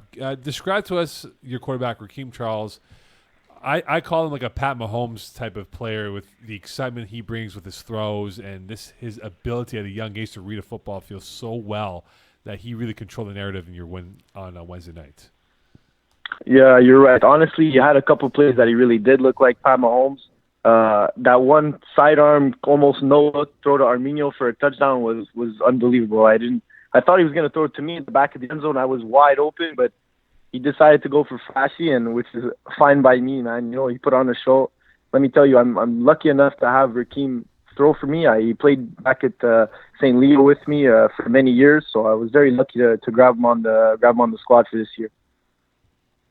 Raf, I know this is Division 5, but I got to ask, on Sunday, you rushing me into 4B? It'll be a mix of me and Gropini, just to give you a little heads up. Gropini, That's good. bro, No, it's you're good. serious. We've had a little bit of a rivalry between us, so it's cool. It's cool to That's see. correct. That's true. But you don't move enough, so I don't move at all. I don't rush well, guys who just stand. Yeah, well, look at me. I'm not moving, man. I'm old. I'm not in shape. I have no ankles left. You know. Do you happen to No, have I'm any definitely tips? looking forward to our matchup. Do you have any tips for rushers, actually, just in general, in terms of how to pursue quarterbacks, whether if they're more stationary or more mobile? Like, what are you looking for in terms of like their footwork, or what type of angles you'd like to take? Well, honestly, I like to always to begin before even rushing. I like to see which handedness the quarterback is. So I always want him to roll to the opposite side. So if he's moving to his strong side, if he's right-handed quarterback, it's difficult because he's running right at the rusher. So obviously you want to be on the opposite side of his strength. And basically eyes on the ball and then eyes on the hips, especially if he's a mobile quarterback. There's no real necessity to put your hands up because that's how you miss flags and how quarterbacks gets around you, because it's really hard to tip passes and it's very easy to hit the quarterback at the same time. And flags come out very often as we protect the quarterback in our league, and that's fine by me. So basically just a good strong breakdown with acceleration, and that's all. Handle the hips. Speaking of breakdown acceleration, you know who's Italian that I think is probably the best Italian NFL player right now? Nick Bosa. Nick Bosa, yeah, Me, 100%. bro. Nick Bosa, bro. You know? And speaking I'm of New Jersey, excited, the family owned strip clubs. Yeah, they did. And they're going to Miami, right? Where John Bosa owned the strip club. We had a shooting not too long ago. I just want to point out this entire time that Rafa explained how to be a great rusher, and Mo completely tuned out, either because he doesn't want to know it or he thinks he already does this. No, because I wanted to find out if Nick Bosa was Italian, and I had to look it up. And in fact, they had a mobster uncle back in the day. All right, listen. Yeah, they're definitely wops. Yeah, exactly. 100%. Unknown talent, 5th place. You guys are just behind GLC, Brotherhood Light, and Glow Gang for number 2, and then Bruins number 1. Is there a team that you circle on the calendar and say we want to face this team, whether it's now in the playoffs, to prove that we are the best team? Because it feels like this unknown talent roster is probably one of the more stable teams out there in this division. Well, we're definitely looking forward to our matchup against Brotherhood Light. When Kwesi was the quarterback last spring against Hurricane season, they beat us not only once but twice. Once in the playoffs. I wasn't present for that game. But that's definitely a matchup that I can't wait for. Also, hopefully in the playoffs, we play Empty Loud because I know a lot of guys on that team, especially receiver Weded. He's having a phenomenal season. I love playing against him. I love playing with him. I definitely wish we could play them this season in the playoffs. By the way, you guys play them February 19th at 11 p.m. Wednesday at Hebert, Brotherhood Light against Unknown Talent. Right. So besides playing on Unknown Talent in 5A, you're also on Backwood Boys in 4B, and it looks like you've also played a game with Pineapple Express in Div 3. I don't know if that's a permanent roster spot or just a sub position, but regardless, do you see like a big difference in, I guess, talent or speed of the game across the division since you're doing 3, 4, and 5 in the same time? Or if there's other players that are potentially looking to play in higher divisions, what's your advice to them? Well, I would have to say definitely like 1, 2, and 3 would be definitely more fast paced. Guys who have been around the league more often. I started in Div 3 back with I think it was Hometown Heroes with Arminio and AJ.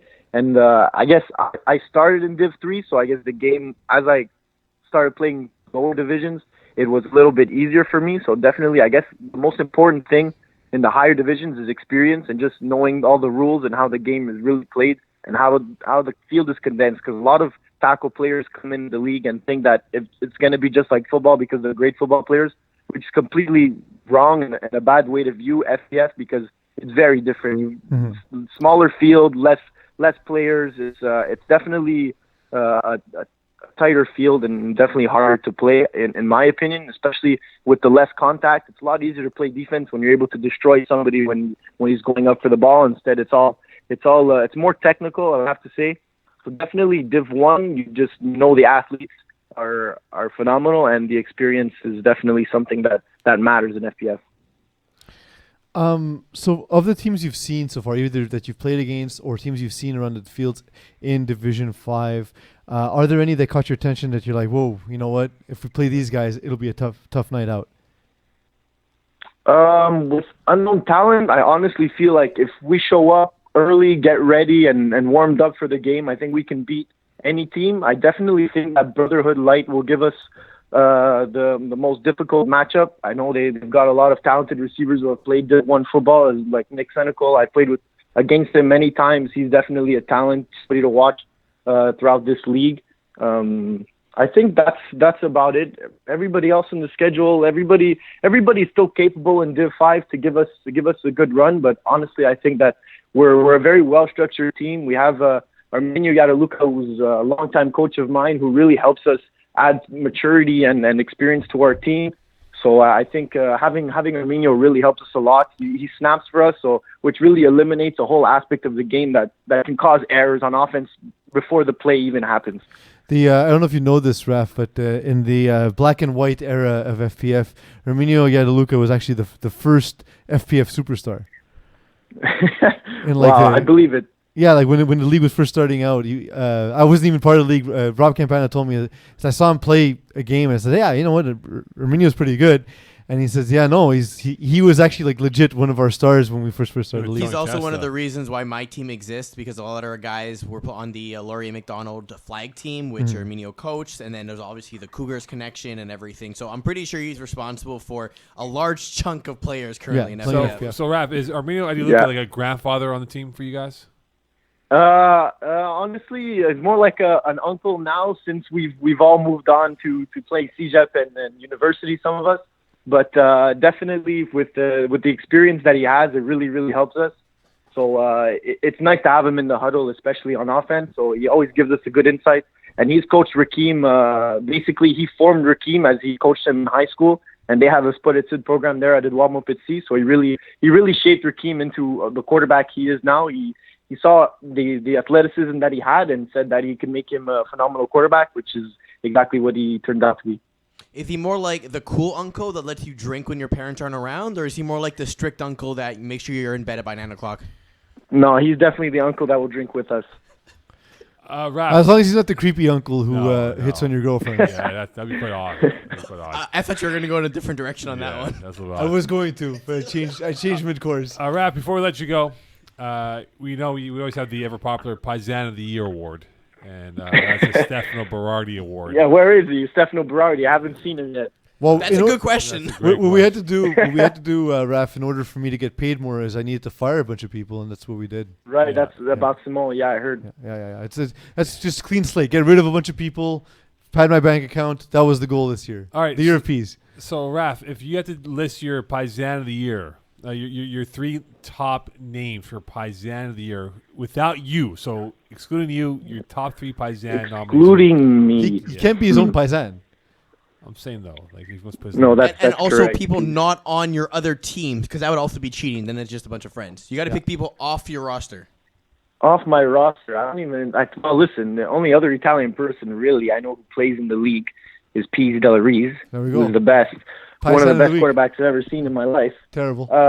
Honestly, I don't even have an Italian count. You should start putting flags for nationalities on our player profiles. I think that would add a good. Branding not a bad players by idea. nationality. We'll I don't see a problem with that at all. Absolutely. I don't see how that could go wrong in any way. So you're omitting Dan Lazara from this list then? Oh, there we go. Dan Lazara still plays? Oh, hey, we got to clip that right there. Ooh, Unintentional shots fired. fighting Unintentional shots. You know, fired. you're like, me, bro. You serious, bro? You bring on this guy, Raf Morelli, bro. You make him fun of me, bro. I'm gonna hear from him Monday. I got a last question for you. Have you watched Netflix's show Living with Yourself with Paul Rudd by any chance? No, I have not. So, general plot is he accidentally clones himself, and then there's two of him, and they are both going ahead and doing different things throughout his life. So, I wanted to know, if I were to replace Alex D'Aquila on your roster, how would you know it was me and not him? Oh, general talent. Well, I imagine. you're definitely about 6 feet and 200 pounds smaller than him. So, I mean, I didn't think that would give it away. But other than that, you guys are pretty similar. Other than everything physically about you. Absolutely. Raf, thank you so much for joining us here on Calling the Audible. And Thank you for having me. Perhaps you might be on the ever elusive Paisan of the Year trophy that we will give out in April. But definitely not I Dan hope so. Lazara. Lazaro, for having me. I'm going to remind him. All right, Raf, take care. Good luck this week. You guys See have... you Sunday, man. No good luck, though.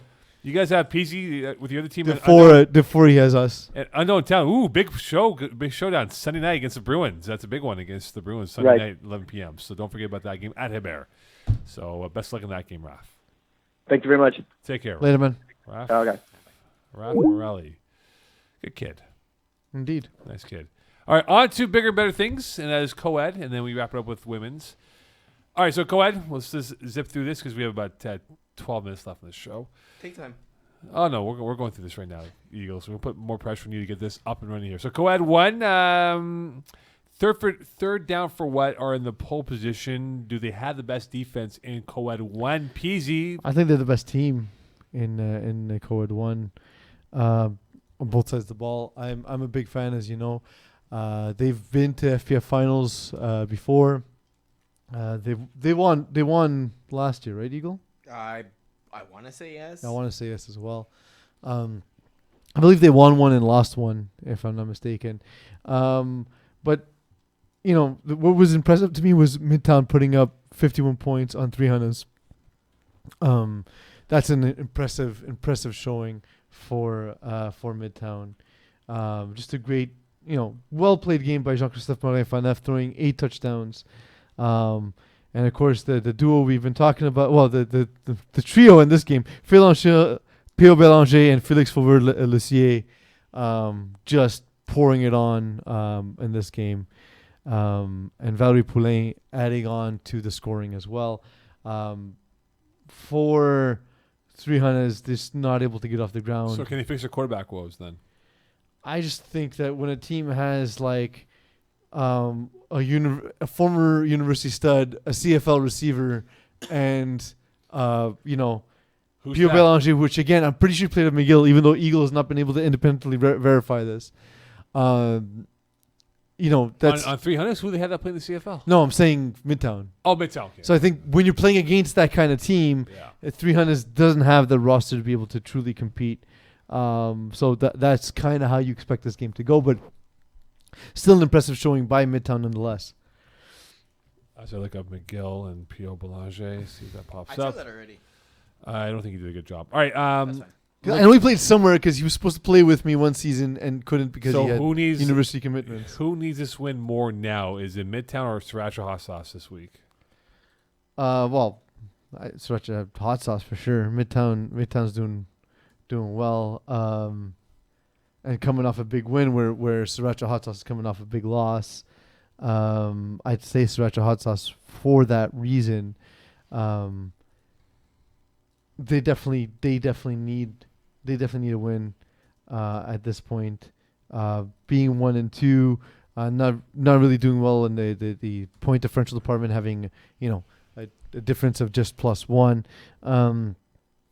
And do you see their 2 losses have come to two of the strongest teams in the division. Third down for what in Power Rangers? Sorry, go They ahead. got Midtown and Michael Scott's Tots coming up for the next 2 weeks. Midtown is probably not going to be a fun game. Michael Scott's Tots is probably winnable. So 50-50 on the next two. Yeah, I think so. It's a winnable. The winnable game is Michael Scott's Thoughts. They're similar. They're teams with a lot of talent. Both they're male and female players. I know for Sriracha Hot Sauce, I've been impressed with Camille Saint-Marie before. Then going up against Midtown, that's not going to be a challenge. But Michael Scott's Thoughts is a similar team that like they don't really have like the super top end talent the same way Midtown does or Third Down for What. But I think it'll be interesting to see which way that one goes, and that's a chance for them to sort of get back on the winning side of things. All right, Co-Ed 2, are you concerned with Rhino's inability to score points? With who, sorry? Co-Ed 2, Rhino's inability to score points. The Rhinos in Co-Ed 2. Well, yeah. Look, you need to be able to put points on the board in FPF. FPF is a league built for offense, right? All the rules are built that way. So. Whoa, they've put up 72 points in 3 games. I beg your pardon. I took the wrong team. Hold on here. Rhino scored 62 in 3 games. I beg your pardon. That was not the team I meant. I mean, it's not a ton. You're talking about Jays, maybe 25 points. Jays was one of my topic questions here. I beg your pardon. That's my apologies here. But Rhinos they're A-Town is not 52. exactly lighting West up. Texas 43. But they're not lighting up the scoreboard either with 62 points. Like it's True. 20 points. It's 3 touchdowns a week. Then again, Kiss My End Zone 3-0 with 69 points. I meant to say Jays. I beg your pardon. I looked at it quickly here. So Jays, their inability to score points has been the disaster start for them, even though they have so much FPF talent that they work with. Well, I mean, Hyman Long missed the game. Right? That changes things. Matthew Sola hasn't thrown in a little while. I think... Did you say Matt Sola? Yeah. Wow, that's a blast from the past. That's what I'm saying. He threw one game in I told you, it's the super old school Jays. But yeah, so like, Soryatam has been somewhat involved, getting a couple catches a game. And just like, Adrien Dusautois as well. But still, they have 2 players on the team who have scored. Mm-hmm. And even at that, they're averaging just over a touchdown a game. That's simply not enough. That's going to be worrisome. They play a very good defense in Kiss My End Zone. To Eagles' point, Kiss My End Zone's at the top of the rankings, and they haven't really started scoring much. They face Yin and Yang, which is again a tough matchup. They're gonna need to definitely score some more in order to be able to compete, in my opinion. And I think this game against Rhinos is the start of that. All right, women's division. As we dive into the women's division here. So I got got what's his name? There's a dude reached out to us. Master Delorier. Yes, thank you. My dude, I got your message. This week was a disaster week. I'm going to reach out to you so we can chat about the women's division. Definitely want to talk to you. I'd like to get Co-ed, some... though. I think reference Co-Ed. No, he mentioned women's division. All right, because I know Tara Recatch reached out to me, and she was like, yo, what's the women's stuff? I go, we're going to talk about them as you guys get going. Well, nothing had happened yet, so Nothing that's happened why. the first 2 weeks. But honestly, I think we need to get guests on, and specifically, I'd like to hear from some of these amazing women and their involvement in FPF and their journeys, and what brought them to this league and what brought them to flag football in general. I want to get their perspective. It would be weird to have a whole season of a podcast of co-ed and Without women's any and not get inputs. women's perspective on FPF. Perhaps Tara can come on and some of these players I think as well. Tara would be very good to have on. She knows these teams like Spartaci. I think And there's not a lot of people who know football more than Tara Mrakic. Tara, there's a She's reason why. wonderful football mind. Absolutely. All right, so my team is off and running right now. They're 1-0, 27 points. And we talk about the They played a Hunted girls. Your team, Peeze. Yeah. How'd that go? I wish I would have known more about these teams before we made that bet. Looks like I'm paying for you at Dunsmo. But whatever, I have faith. They're going to turn around. They're going to absolutely turn around. Well, Vanessa Beery had a very good game. 10-16 for 163. I mean, I should have just chosen the team with Vanessa Beery. It didn't help that you blurted out the team immediately after asking us the question of who we thought would win. And the bet, again, is the winner of this 3-man race, or 3-team race, that is. The loser, the third-place team, has to buy the first-place winner, Duns, on April 5th. It's, you know what? it was an historic moment. I'm glad it was captured on Instagram. I hope to see the first women's game of the week soon. Just that sick touchdown grab in the end. Yeah, absolutely. Was that Catherine Bichet that did that touchdown? I forget who. I don't remember. I'm not sure. We can't verify it now because Instagram stories only last Nope, today. I actually saved it. I can check. Oh, you saved it? Awesome. Let us know, Eagle, as we're discussing the game. Yep. We saw the one thing that's unfortunate is we did see a lot of blowouts. All 3 games essentially were blowouts in week 1. I guess that's understandable. I think it was Annie Legacy actually who made the touchdown grab. Annie Legacy or Emily Carrier, sorry. They're the ones who scored in this game for Fleur-de-Lis. Tough start for Huntsic girls. I will say Emmanuel Brassard was actually able to move the ball. 13 for 27 is a good start to the season, but just not able to punch it in. Drives just sort of died out. If you check on the play-by-play, you see just a lot of drives ending on 4th down. Not able to really complete the drive. So I think they will get better as the season goes on. Huntsic girls, like I said, girls from Huntsic are tough. They're resilient. They'll do well. It's a real Don Cherry comment. A real good old Canadian talent. Listen, right there. man, Tough. I spend most of my time in Huntsic, so all right. So I got to go with Huntsic girls. So Team Texas, if you look at the team profile, they're all wearing Team Canada uniforms, which are very nicely. Interesting though to be Team Texas and not Team Canada. Right. So my question is this like an intimidation factor to say, oh, you're playing Team Canada, or are they just trying to represent the Team Canada colors? Didn't Sarah Parker play for Team Canada? I think she did. Isn't that why? But look, if I'm a first-time team and I see, I'm like, whoa, I'm playing Team Canada. I'm like, whoa. Yeah, it sucks. It's a little bit overbearing over there. But District got the win. They did. Really impressive. Eagle, who's your team? Team Texas or who do you? Texas. So Texas is your team here. They lose to District 33-19. District will play Fleur-de-Lis this week, which we'll talk about in moments here. But you look at this game overall, though. A very impressive game for Gomes in how she went 209 for 5 TDs, 2 INTs. But I think these younger teams are going to have to learn the nuance of the 5-on-5 game in a smaller field. It's 5-on-5? It's 5-on-5. Is it not 5-on-5, Eagle? No. I believe it's 5-on-5. We need to know the basic rules. Yeah, because the referee I spoke to said, they changed the rules for women's to go 5-on-5 than the traditional 6-on-6. Constance Miller coming back from Florida, was in the sun, escaped the tremendous cold, by the way, because I don't know if you saw this, Mo. There are frozen iguanas falling out of trees. Yeah, that's right. In Miami, Florida today. But she escaped the cold weather from Florida to return to the cold weather here. But in time to get a win for District 33-19. So I wonder if she's one of my favorite players in FPF. Generally, like across divisions, she's awesome. So I'm happy to see her involvement in this game. 4 catches, 34 yards. Does that apply to alligators too in Florida?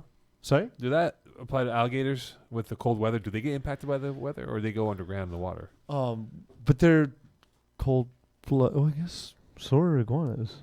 Yeah, I was trying to figure that out today.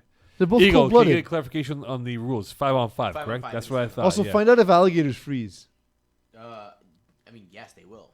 But can you find out for they're us, cold-blooded, no? Can't they? That's not how freezing works. I don't know, but I'm saying, can't they withstand like super cold temperatures as well? If they were in Canada, would they survive? I don't know. It will freeze. I turns out I don't know a lot about like reptile biology. We'll find out first for now. Okay, so the big game this week, District against Fleur-de-Lis this week. That's a fun game. That's going to be a fun game. Battle of 1-0s. Can set the tone early on in this women's season that we have, week 2 coming up here. And the matchup between Constance Miller rushing Vanessa Beery is going to be awesome. So they can survive in cold temperatures and waters and everything. They slow down, which is the whole metabolism. But they can't survive like that indefinitely. Eventually, they will die. Yeah. Okay, so they can never live in Montreal then. They can handle Montreal summers. They can handle Montreal summers, no ifs or buts. But from November until March, forget about it. Yeah. Well, there's that alligator across the street, right, in the East End? Yeah. Yes, but it wasn't living outside. It got outside. It got outside. Snuck outside. All right, Not terrifying at all, by the way. Not at all. All right, so District, Fleur-de-Lis. Look, you know what I have?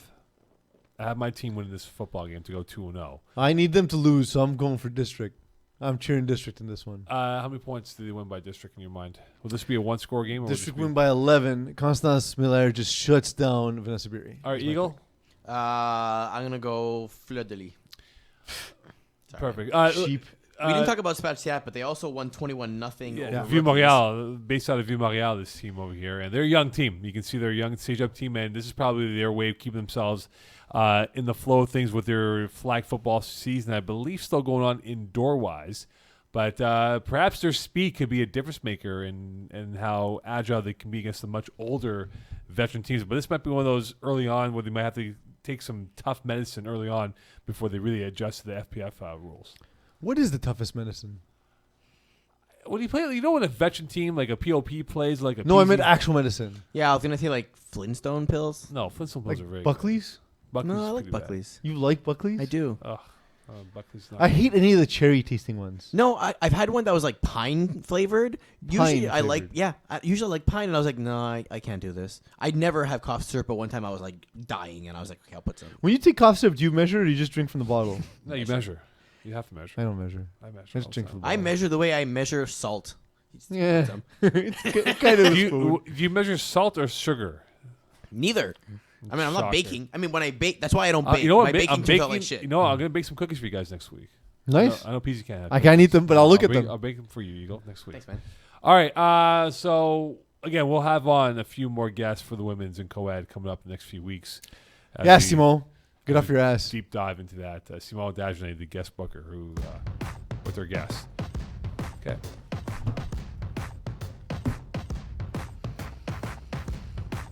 I figured last week was like the exception, but this is going to be a thing. All right. Well, thanks for tuning in. Week 3. Great. Thanks to our guest, Raffaele Morelli, AJ Gomes, Gomes. maybe. Oh, sorry. My mistake. Felix-Antoine Lavigne. So thank you all for your time for jumping in. If you want to join us, feel free to reach out. We'll get you scheduled on one of these shows. Thank you, Moe, for the wonderful sexual experience. To all our listeners, my ears have been tickled and throbbed plentiful tonight. Thank you, Peeze, for the ever so convincing role-playing. That's all I got. Good night, Eli Manning. Frozen iguanas.